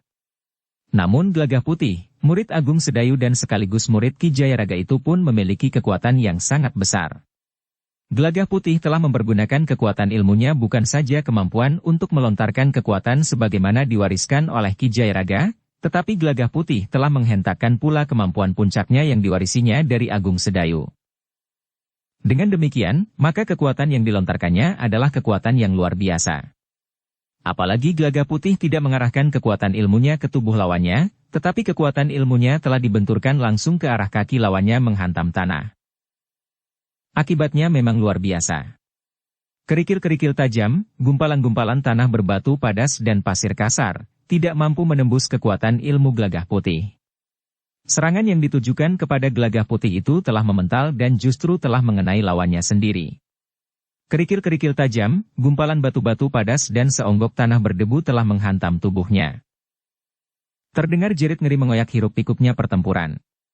Orang berwajah kasar itu terlempar dari arena beberapa langkah. Kemudian jatuh terguling di tanah. Namun kemudian orang itu telah terdiam untuk selama-lamanya. Gelagah Putih sendiri terdorong selangkah surut. Ternyata bahwa benturan itu begitu dahsyatnya, sehingga masih juga satu batu kerikil terlepas menyusup kekuatan ilmu Gelagah Putih dan mengenai tubuhnya. Gelagah Putih menyeringai menahan sakit. Pundaknya dan lengannya bagaikan terkoyak. Bahkan masih ada sejumput tanah yang melukai bagian tubuhnya pula. Dengan mengerahkan segenap kemampuan yang ada setelah ia menghentakkannya untuk melawan kekuatan puncak lawannya, Gelagah Putih telah berusaha mengatasi perasaan sakit. Karena itu maka Gelagah Putih justru telah berusaha untuk membuat jarak dari arena. Peristiwa itu memang sangat menggemparkan. Orang-orang padepokan naga-raga yang menyaksikan peristiwa itu memang telah terguncang hatinya. Beberapa orang cantrik menyempatkan diri untuk berlari mendekatinya. Namun orang yang termasuk dihormati di padepokan itu telah terbunuh di peperangan. Orang-orang naga-raga itu memang merasa hatinya menjadi kuncup. Justru pada saat suara ular naga itu bergaung dengan kerasnya, seorang anak muda telah membunuh salah seorang adik Kiai Naga-raga sekaligus muridnya yang terkuat.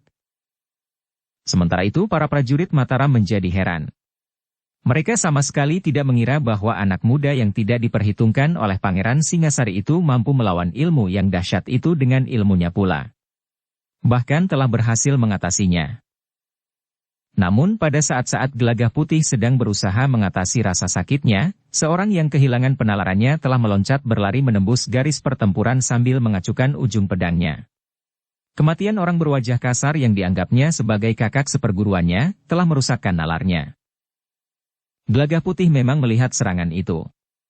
Tetapi luka-lukanya yang menganga telah menghambat gerakannya. Namun demikian ia telah menyiapkan ikat pinggangnya untuk melawan ujung pedang itu. Tetapi Gelagah Putih menyadari bahwa dengan menghentakkan ilmunya, maka darahnya akan semakin banyak mengalir, sebelum ia sempat menaburkan obat di atasnya. Namun sebelum orang itu sempat mendekati Gelagah Putih, maka orang itu pun telah berteriak pula. Pedangnya tiba-tiba telah terlempar dan tubuhnya pun telah jatuh terjerembab. Gelagah Putih mengerutkan keningnya. Beberapa langkah daripadanya Sabung Sari berdiri dengan tegak pula. Gelagah Putih mengangguk kecil. Meskipun tidak terucapkan, namun Gelagah Putih telah mengucapkan terima kasih kepadanya. Sebenarnya lah bahwa pertempuran itu menjadi semakin meledak-ledak. Setiap orang makin meningkatkan ilmunya, bahkan sampai ke puncak. Ki Jayaraga pun tidak lagi mengekang diri menghadapi orang kedua di padepokan itu. Namun pada saat yang demikian, selagi orang-orang Nagaraga dibakar oleh kemarahan yang memuncak, serta dorongan kepercayaan mereka atas suara ular naga yang bergaung semakin keras dan melengking itu, sehingga bagi mereka tidak ada niat lain kecuali membunuh lawannya, maka kabut pun menjadi semakin tebal. Bahkan mereka yang bertempur pun seakan-akan tidak lagi dapat melihat lawan mereka dengan jelas. Setan, geram Kiai Nagaraga. Permainan apalagi yang dilakukan oleh orang-orang licik ini, tetapi kabut itu turun semakin tebal. Karena itu, maka Kiai Nagaraga itu pun tidak mau menyia-nyiakan kesempatan yang tinggal. Ia pun kemudian telah memusatkan nalar budinya untuk menghadapi Pangeran Singasari. Ketajaman penglihatannya masih memungkinkannya untuk melihat bayangan lawannya yang memimpin pasukan Mataram itu. Namun sebelum Kiai Nagaraga sempat melepaskan ilmunya, seakan-akan telah terjadi pusaran yang kabur. Beberapa bayangan nampak berputaran. Namun kemudian bagaikan tersisih satu demi satu, sehingga akhirnya kembali Panglima pasukan Mataram itu berhadapan dengan guru besar dari padepokan Nagaraga yang besar itu. Sejenak kemudian pertempuran di seluruh arena itu bagaikan terhenti. Kabut yang semakin tebal telah menyelubungi padepokan Nagaraga. Dengan demikian, maka rasa-rasanya tidak mungkin lagi untuk bertempur karena dapat terjadi senjata-senjata mereka akan mengenai kawan sendiri.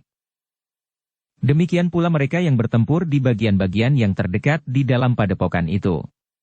Sebenarnya lah bahwa para prajurit Mataram benar-benar telah mendapat kesulitan.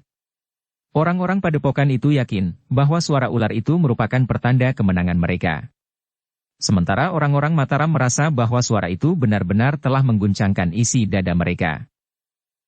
Karena itu, maka kabut yang tebal itu seakan-akan memang telah menyelamatkan para prajurit Mataram dari kehancuran karena pengaruh suara ular yang bagaikan mengandung kekuatan yang luar biasa, yang akan dapat menghancurkan pasukan Mataram. Dalam pada itu, kemarahan Kiai Nagaraga terutama tertuju kepada bayangan yang ada di hadapannya. Betapapun kabut itu menjadi semakin tebal, namun wujud bayangan itu masih juga dilihatnya, meskipun hanya seperti tongkat hitam yang berdiri tegak. Persetan, geram Kiai Nagaraga. Aku harus menghancurkannya sebelum bayangan itu benar-benar hilang dari pandanganku. Kiai Nagaraga memang tidak menunggu. Ia merasa bahwa ia sama sekali tidak terganggu untuk memusatkan nalar budinya. Karena itu, maka ia pun telah menyilangkan tangan di dadanya. Kemudian tiba-tiba saja tubuhnya itu bagaikan membara. Ketika Kiai Nagaraga itu menggerakkan tangannya ke depan dengan telapak tangan menghadap ke sasaran, maka seakan-akan api yang dahsyat telah menyembur dari telapak tangannya. Bayangan yang berdiri di hadapannya itu melenting menghindari serangan itu. Namun api yang memancar dari kedua belah telapak tangan itu tidak menjadi padam. Ternyata ilmu Kiai Nagaraga bukan sekedar lontaran-lontaran kekuatan. Tetapi api itu bagaikan lidah seekor ular raksasa yang terjulur panjang, menjilat ke arah korbannya. Bayangan yang melenting itu memang terkejut. Api itu telah menjilat ke arahnya pula, sehingga sekali lagi ia harus meloncat. Namun api itu menjilat-jilat terus. Dengan suara yang dalam Kiai Nagaraga berkata, "Kau akan hangus oleh apiku ini." Ini adalah kekuatan Kiai Nagaraga yang sebenarnya. Semburan api ini bukan saja membakar, tetapi beracun, sebagaimana tajamnya racun Kiai Nagaraga itu sendiri. Semakin keras Kiai Nagaraga melengking, maka api itu pun akan menjadi semakin besar. Bayangan yang mendapat serangan yang dahsyat sekali itu memang semakin terdesak. Betapapun bayangan itu meloncat-loncat, namun lidah ular naga yang berwujud api itu selalu memburunya. "Kau tidak akan dapat menghindar terus-menerus Pangeran," berkata Kiai Nagaraga. Pada saatnya apiku akan berhasil menjilat tubuhmu yang akan menjadi hangus dan berserakan di hembus angin. Sama sekali tidak terdengar jawaban. Namun api itu masih saja memburu lawan Kiai Nagaraga itu. Meskipun kabut menjadi semakin gelap, tetapi dua orang yang bertempur itu masih dapat saling melihat bayangan masing-masing, betapapun baurnya. Tetapi di samping Kiai Nagaraga dan lawannya, yang masih juga bertempur adalah Ki Jayaraga dengan orang kedua dari padepokan Nagaraga itu. Dalam kesempatan yang sekilas-kilas, Ki Jayaraga memang menjadi berdebar-debar. Bahwa di dalam buramnya cahaya kabut ia melihat api yang menjilat-jilat. Bukan sekedar lontaran ilmu yang betapapun dahsyatnya. Dengan demikian, maka serangan itu akan sangat sulit untuk dihindari, karena serangan itu datangnya tanpa berjarak waktu. Namun Ki Jayaraga tidak sempat berpikir terlalu lama tentang arena pertempuran Kiai Nagaraga dengan lawannya. Ki Jayaraga sendiri mulai memikirkan, bahwa lawannya itu pun akan mungkin menyerangnya dengan cara yang sama. Tetapi agaknya penguasaan ilmu orang kedua itu belum sedahsyat Kiai Nagaraga sendiri. Orang kedua itu memang menyerang Ki Jayaraga dalam buramnya kabut dengan juluran lidah api sebagaimana dilakukan oleh Kiai Nagaraga. Tetapi lidah api itu tidak dapat terjulur terus-menerus.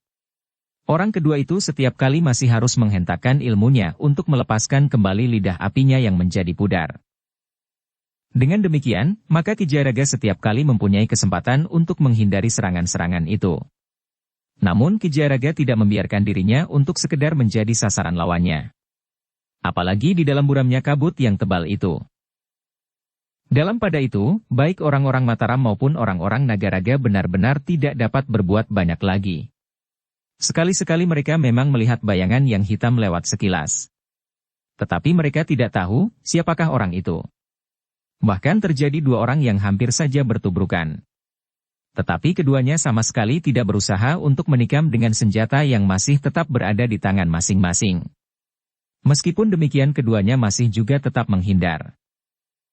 Namun para prajurit Mataram memang merasa ngeri melihat dalam keburaman kabut, bayangan api yang menyala. Tidak jelas, tetapi mereka mengenalinya sebagai semburan lidah api yang dahsyat. Sementara itu orang-orang Nagaraga merasa bahwa pertempuran tentu akan segera berakhir. Di bawah pengaruh lengking yang tajam dari ular raksasa itu, Kiai Nagaraga dan saudaranya telah melepaskan ilmu pamungkasnya yang paling dahsyat. Tidak ada orang yang mampu bertahan atas jilatan api yang dahsyat itu, desis beberapa orang pengikut Kiai Nagaraga. Namun ternyata bahwa pertempuran antara Kiai Nagaraga dengan lawannya, serta saudara seperguruannya yang merupakan orang kedua di padepokan itu melawan Ki Jayaraga, tidak dengan cepat berakhir. Lawan Kiai Nagaraga masih sempat berloncatan menghindar. Tetapi lidah api yang terjulur panjang itu memburunya dengan tanpa memberinya kesempatan. Jangan membuang waktu, geram Kiai Nagaraga. Kau akan segera mati. Matilah dengan tenang. Jangan meronta-ronta seperti itu, Pangeran. Bahkan Panembahan Senapati sendiri tidak akan dapat menghindarkan diri dari kejaran lidah api itu. Tidak ada jawaban. Tetapi pertempuran itu masih berlangsung terus. Sementara itu, Ki Jayaraga yang terdesak telah menyiapkan ilmunya pula. Ketika ia sempat meloncat menghindar untuk mengambil jarak, maka ia mendapat kesempatan untuk memusatkan nalar budinya. Hanya sekejap, tetapi ia sudah siap dengan ilmunya yang jarang ada bandingnya. Untuk mengimbangi panasnya api lawannya, maka Ki Jayaraga pun telah menyadap kekuatan api. Ketika lawannya sedang mempersiapkan serangan berikutnya untuk memburunya, maka tiba-tiba saja Ki Jayaraga itu pun telah menghentakkan ilmunya yang garang. Orang kedua padepokan Nagaraga itu terkejut. Sebenarnya ia sudah siap untuk menyerang. Tetapi ternyata Ki Jayaraga mendahuluinya. Lebih cepat, hanya sekejap. Orang kedua itu tidak sempat mengelak. Namun ia masih juga melontarkan ilmunya yang dahsyat itu. Tetapi ketika lidah api itu terjulur dari tangannya, maka rasa-rasanya panasnya api itu telah memancar ke dalam tubuhnya sendiri. Orang itu tidak menyadari bahwa serangan lawannya pun mengandung panas api. Bukan api yang memancar dari diri orang kedua itu.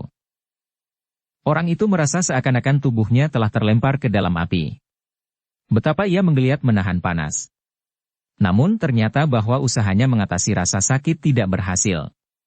Tubuhnya memang telah terbakar oleh kekuatan ilmu Ki Jayaraga. Tetapi sementara itu, Ki Jayaraga juga tidak sempat menghindari serangan lawannya sepenuhnya. Meskipun serangan yang dilontarkan dengan tergesa-gesa di saat ilmu lawannya menyengat tubuh orang kedua itu, namun ujung lidah api itu menyentuh pula lengan Ki Jayaraga. Terasa panasnya api yang berlipat telah membakar lengannya. Bahkan Ki Jayaraga yang terkejut itu seakan-akan telah terdorong surut. Demikian kerasnya, yang juga karena serangan itu sangat mengejutkannya, Ki Jayaraga hampir kehilangan keseimbangannya. Namun ia masih dapat bertahan untuk tegak. Tetapi kemudian perasaan sakit yang tidak terhingga telah memaksanya untuk duduk. Untunglah bahwa kabut yang gelap itu melindunginya, sehingga tidak seorang pun yang kemudian memburu dan menyerangnya. Ki Jayaraga memang melihat lawannya itu pun terdorong dan menghilang dalam kabut. Namun ia tidak melihat dengan pasti apakah yang telah terjadi. Karena itu, maka Ki Jayaraga pun telah bertindak dengan cepat untuk mengatasi keadaan. Jika tiba-tiba saja lawannya muncul dari dalam kabut. Ketika Ki Jayaraga itu memperhatikan keadaan lukanya, maka ia pun terkejut. Bukan sekedar luka bakar. Tetapi ada sesuatu yang lain yang merambat dari luka-luka itu, seakan-akan menelusuri jalan darahnya. Racun, desis Ki Jayaraga. Pertempuran itu masih berlangsung terus. Dengan serta-merta, ia pun telah mengambil obat penawar racunnya. Ia pun dengan segera menaburkannya pada lukanya yang ditandai dengan luka bakar yang parah. Ki Jayaraga menarik nafas dalam-dalam. Untunglah bahwa ia tidak terlambat. Perlahan-lahan ia merasakan racun yang merambat dan serasa membuat darahnya bergumpal itu susut kembali ke arah luka di lengannya. Setan, geramnya. Ternyata orang kedua dari Padepokan Nagaraga benar-benar orang yang berilmu tinggi dan sangat berbahaya. Namun Ki Jayaraga tidak segera berbuat sesuatu. Ia justru duduk dengan tangan bersilang. Sambil mengatur pernafasannya, Ki Jayaraga berusaha memperbaiki keadaannya yang terasa agak sulit karena serangan lawannya itu. Darah yang hangat pun kemudian mengalir dari lukanya, sehingga racun pun telah hanyut pula dibawa oleh arus darah itu. Namun kemudian Ki Jayaraga harus mengobati luka-lukanya. Ia harus memampatkan darahnya meskipun ia belum dapat mengobati luka bakarnya. Namun sementara itu, ia sempat juga mengingat apa yang dapat dilakukan oleh Pangeran Singasari menghadapi orang pertama di padepokan itu. Mudah-mudahan ia memiliki kemampuan sebagaimana Panembahan Senapati, berkata Ki Jayaraga di dalam hatinya. Namun demikian, bukan saja Pangeran Singasari yang digelisahkannya, tetapi juga Sabung Sari, Gelagah Putih dan bahkan Raden Rangga. Sementara itu, Sabung Sari ternyata sempat mendekati Gelagah Putih yang terluka. Karena pertempuran itu seakan-akan telah terhenti, maka Sabung Sari pun tidak lagi berada di medan yang diwarnai dengan dentang senjata beradu. Ia telah membantu Gelagah Putih yang berusaha mengobati luka-lukanya yang mengalirkan darah. Namun bagaimanapun juga, luka-luka itu memang mempengaruhinya. Meskipun ia dapat mengatasi rasa sakit, tetapi urat-uratnya yang terputus oleh kerikil-kerikil tajam dan batu padas itu, telah menghambat gerakannya. Tetapi obat yang ditaburkan di atas luka-luka itu telah memampatkan darah yang mengalir dari urat-urat darah yang pecah dan rusak. Beristirahatlah, berkata Sabung Sari. Tetapi bagaimana dengan Raden Rangga, bertanya Gelagah Putih. Kita belum tahu, apa yang dilakukannya, jawab Sabung Sari. Gelagah Putih termangu-mangu. Namun ia harus menenangkan dirinya, agar darahnya benar-benar pampat dan tidak akan mengalir lagi oleh gerakan-gerakannya, yang akan dapat memeras kembali darahnya lewat urat-urat darahnya yang koyak. Dalam pada itu, seluruh pertempuran seolah-olah memang telah berhenti. Namun suara ular itu masih saja melengking keras, bahkan kemudian suara itu rasa-rasanya telah menjerit dan bergaung menghentak-hentak. Suara itu membuat jantung menjadi berdebar-debar, Gelagah Putih termangu-mangu. Sabung Sari pun menjadi cemas mendengar suara ular yang bagaikan menjadi gila. Namun demikian ia masih juga berusaha mencari jawab. Lekuk dan relung di dalam goa itulah yang membuat suara ular raksasa itu menjadi demikian dahsyatnya. Tetapi Gelagah Putih merasa masih tetap gelisah.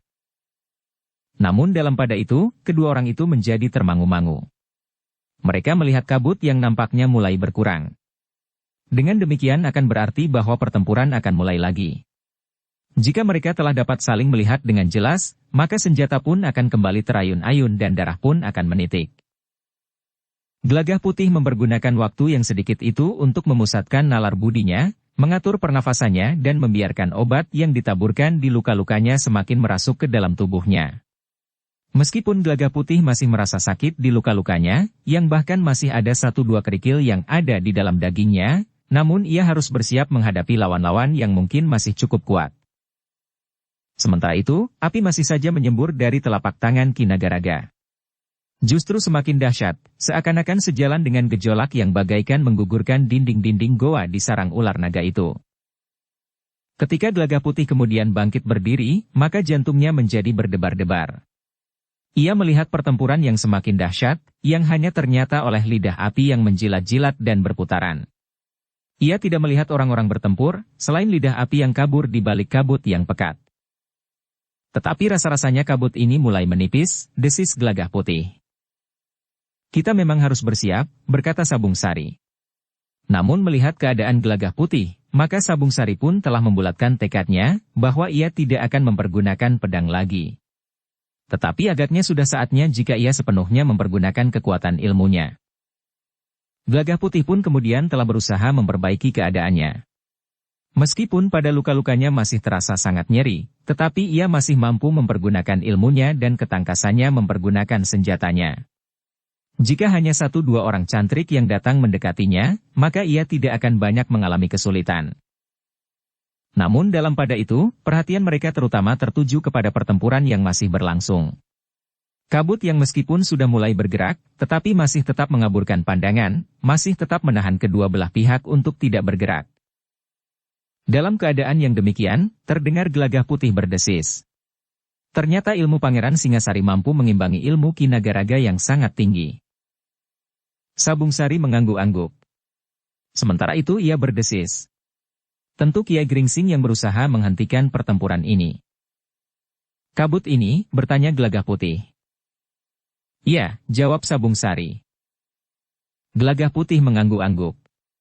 Katanya. Agaknya memang Kiai Gringsing yang melihat kesulitan para prajurit Mataram di mana-mana, telah berusaha untuk membantu mereka. Tetapi sampai kapan, bertanya Sabung Sari. Jika kabut itu terangkat, kapanpun juga, maka keadaan itu akan terulang kembali. Gelaga Putih menarik nafas dalam-dalam. Namun katanya, beberapa orang padepokan ini telah dilumpuhkan. Kita belum melihat dengan pasti, apakah memang benar demikian. Di belakang kabut ini mungkin hal-hal yang tidak terduga itu dapat terjadi. Gelaga Putih tidak menjawab. Tetapi ia melihat pertempuran yang agaknya semakin seru menilik gerak lidah api yang terjulur menjilat-jilat itu. Apakah Pangeran Singasari akan dapat benar-benar memenangkan pertempuran itu? Bertanya Gelaga Putih. Jika demikian maka sepantasnya lah ia bersikap sebagaimana sikapnya, bahkan melampaui kebesaran Panembahan Senapati sendiri. Namun ternyata Gelaga Putih dan Sabung Sari menjadi terkejut. Ketika lidah api itu bagaikan berputar dan membakar arena yang luas, maka tiba-tiba saja terdengar desah cambuk yang tidak terlalu keras, tetapi cambuk yang seakan-akan hanya berdesah itu, rasa-rasanya telah mengguncangkan seisi padepokan Nagaraga. Cambuk itu, Gelaga Putih hampir berteriak. Kiai Gringsing, desis Sabung Sari. Apakah ia ikut campur dalam pertempuran itu? Keduanya menjadi termangu-mangu. Namun mereka memang tidak dapat melihat langsung, siapakah yang sedang bertempur. Namun ketika terdengar suara cambuk itu, maka lidah api yang terjulur berputaran itu pun tiba-tiba telah terguncang pula. Lidah api yang nampak samar-samar di belakang kabut itu bagaikan ditiup oleh prahara yang sangat kuat, sehingga arahnya tidak lagi menggapai sasaran. Pertempuran yang masih berlangsung itu pun agaknya menjadi semakin dahsyat. Sebagaimana suara ular naga di dalam goa yang menjadi semakin keras, melengking dan menghentak-hentak. Sehingga rasa-rasanya setiap jantung para prajurit Mataram hampir menjadi rontok karenanya. Bumi seakan-akan telah dilanda gempa yang terguncang oleh suara ular naga itu. Sementara itu, kabut pun semakin lama menjadi semakin tipis. Samar-samar, maka bayangan-bayangan orang pun menjadi semakin jelas. Dengan demikian, maka setiap orang di dalam medan itu pun mulai bersiap. Para perwira Mataram mencoba bertahan, agar dada mereka tidak hancur karena suara ular itu. Namun bahaya yang lain pun mulai mengancam. Seandainya dada mereka tidak pecah karena suara ular di dalam goa itu, namun kemungkinan lain dapat terjadi. Dada itu akan dapat berlubang karena ujung senjata para penghuni padepokan Nagaraga. Namun dalam pada itu, Sabung Sari pun telah bersiap sepenuhnya. Gelagah Putih yang terluka itu pun telah bersiap pula. Meskipun ada hambatan-hambatan pada tubuhnya, namun ia adalah orang yang sangat berbahaya bagi lawan-lawannya. Sementara para perwira dari Mataram menjadi cemas karena perasaan sakit yang terasa semakin menusuk dada, maka orang-orang Nagaraga mulai berpengharapan lagi. Mereka yakin bahwa di bawah pengaruh suara ular naga itu, maka mereka akan benar-benar dapat menghancurkan semua prajurit Mataram. Jika kabut itu benar-benar akan terkuak, maka akan hancurlah orang-orang Mataram di segala medan di padepokan itu. Sebenarnya lah kabut itu pun menjadi semakin menipis. Bayangan yang semula tidak lebih dari wujud-wujud kehitaman yang kabur, mulai mendapat bentuknya, sementara para perwira dan prajurit Mataram masih harus berjuang untuk membentengi dadanya dengan segenap ilmu yang ada pada dirinya, agar suara ular yang menggoncangkan bumi itu tidak meruntuhkan isi dadanya. Pada saat-saat yang demikian, maka orang-orang Nagaraga pun mulai bergerak. Namun dengan demikian pula, samar-samar mulai nampak, bahwa Kiai Nagaraga sendirilah yang telah terdesak oleh lawannya. Lidah apinya tidak lagi mematuk lurus ke sasaran, tetapi bagaikan terpecah dan tersayat-sayat. Bahkan kadang-kadang seakan-akan telah membentur dinding yang tidak kasat mata, dan justru telah memancar kembali ke arah Kiai Nagaraga sendiri. Beberapa orang telah tertegun menyaksikan pertempuran itu. Meskipun belum jelas benar, tetapi mereka sudah dapat melihat bagaimana kedua orang yang bertempur itu meloncat, melenting, menyerang dan menghindar. Namun Ki Jayaraga yang telah bangkit berdiri tegak dengan keadaannya yang hampir pulih kembali, menyaksikan dengan jantung yang berdebaran, apakah yang sebenarnya telah terjadi. Setiap kali tanah bagaikan digetarkan oleh gempa jika terdengar suara cambuk yang tidak begitu keras, tetapi benar-benar hentakan dari kekuatan yang luar biasa. Jika lidah api terjulur ke arah lawan Kiai Nagaraga, maka seakan-akan telah disambut dengan juntai cambuk yang menggeliat, melontarkan kekuatan yang tidak ada bandingnya. Setan, geram Kiai Nagaraga. Inikah kekuatan Panembahan Senapati yang ada di dalam diri Pangeran Singasari? Namun ketika kabut menjadi semakin tipis, serta saat-saat Kiai Nagaraga mulai terdesak oleh kekuatan yang sangat besar dan kemampuan yang tidak terhingga itu, matanya tiba-tiba saja menjadi terbelalak. Ia mulai dapat melihat lekuk-lekuk wajah orang yang melawannya. Tinggi dan besarnya, serta warna dan caranya berpakaian. Orang itu bukan Pangeran Singasari. Kau, iblis tua, geram Kiai Nagaraga. Ternyata kau memang memiliki ilmu yang luar biasa. Kau mampu mengimbangi kekuatanku justru saat Kiai Nagaraga, naga raksasa itu, ada dalam puncak kemarahannya. Aku tidak peduli dengan suara ular naga yang dipantulkan dan digaungkan oleh dinding-dinding goa itu, jawab Kiai Gringsing yang bersenjata cambuk itu. Dalam pada itu, Pangeran Singasari sendiri memang berdiri pada jarak beberapa langkah dari arena pertempuran itu. Ia tidak tahu bagaimana terjadinya. Tetapi ia merasa didorong oleh kekuatan yang tidak terlawan pada saat-saat kabut menjadi pekat. Ia merasa bersentuhan dengan beberapa orang yang tidak diketahuinya. Namun kemudian ia memang berada pada jarak tertentu dengan orang yang mampu menyemburkan lidah api itu. Ketika kabut menipis, maka tiba-tiba darah kepemimpinannya bergejolak. Ia adalah senapati tertinggi dari pasukan Mataram itu. Karena itu, maka ia pun harus menjaga kewibawaannya, meskipun ia belum tahu apa yang harus dikerjakan. Bagaimanapun juga di hati kecilnya Pangeran Singasari tidak dapat ingkar, bahwa pertempuran antara Kiai Nagaraga dengan Kiai Gringsing itu sudah berada di atas tataran kemampuan ilmunya. Meskipun demikian Pangeran Singasari itu pun bergerak untuk mendekati arena. Tetapi langkahnya tertegun ketika seseorang menggamitnya sambil berdesis. Pangeran akan kemana? Pangeran Singasari berpaling. Dilihatnya Kiai Jayaraga berdiri di belakangnya.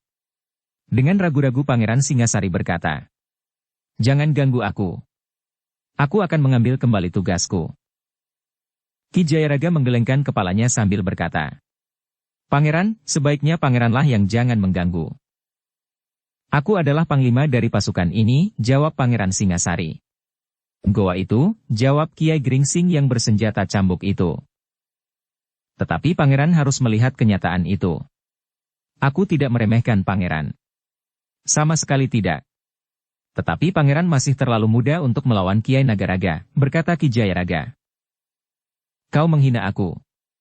Adik Panembahan Senapati dari Mataram yang mendapat kepercayaan untuk menyelesaikan pemberontakan orang-orang Nagaraga, berkata Pangeran Singasari. Tugas pangeran adalah menyelesaikan. Bukan harus bertempur melawan pemimpin padepokan ini, jawab Ki Jayaraga. Tetapi jika pangeran memilih bertempur dengan pemimpin padepokan ini tanpa menyelesaikan tugas pangeran, itu terserah. Bersambung ke bab 325.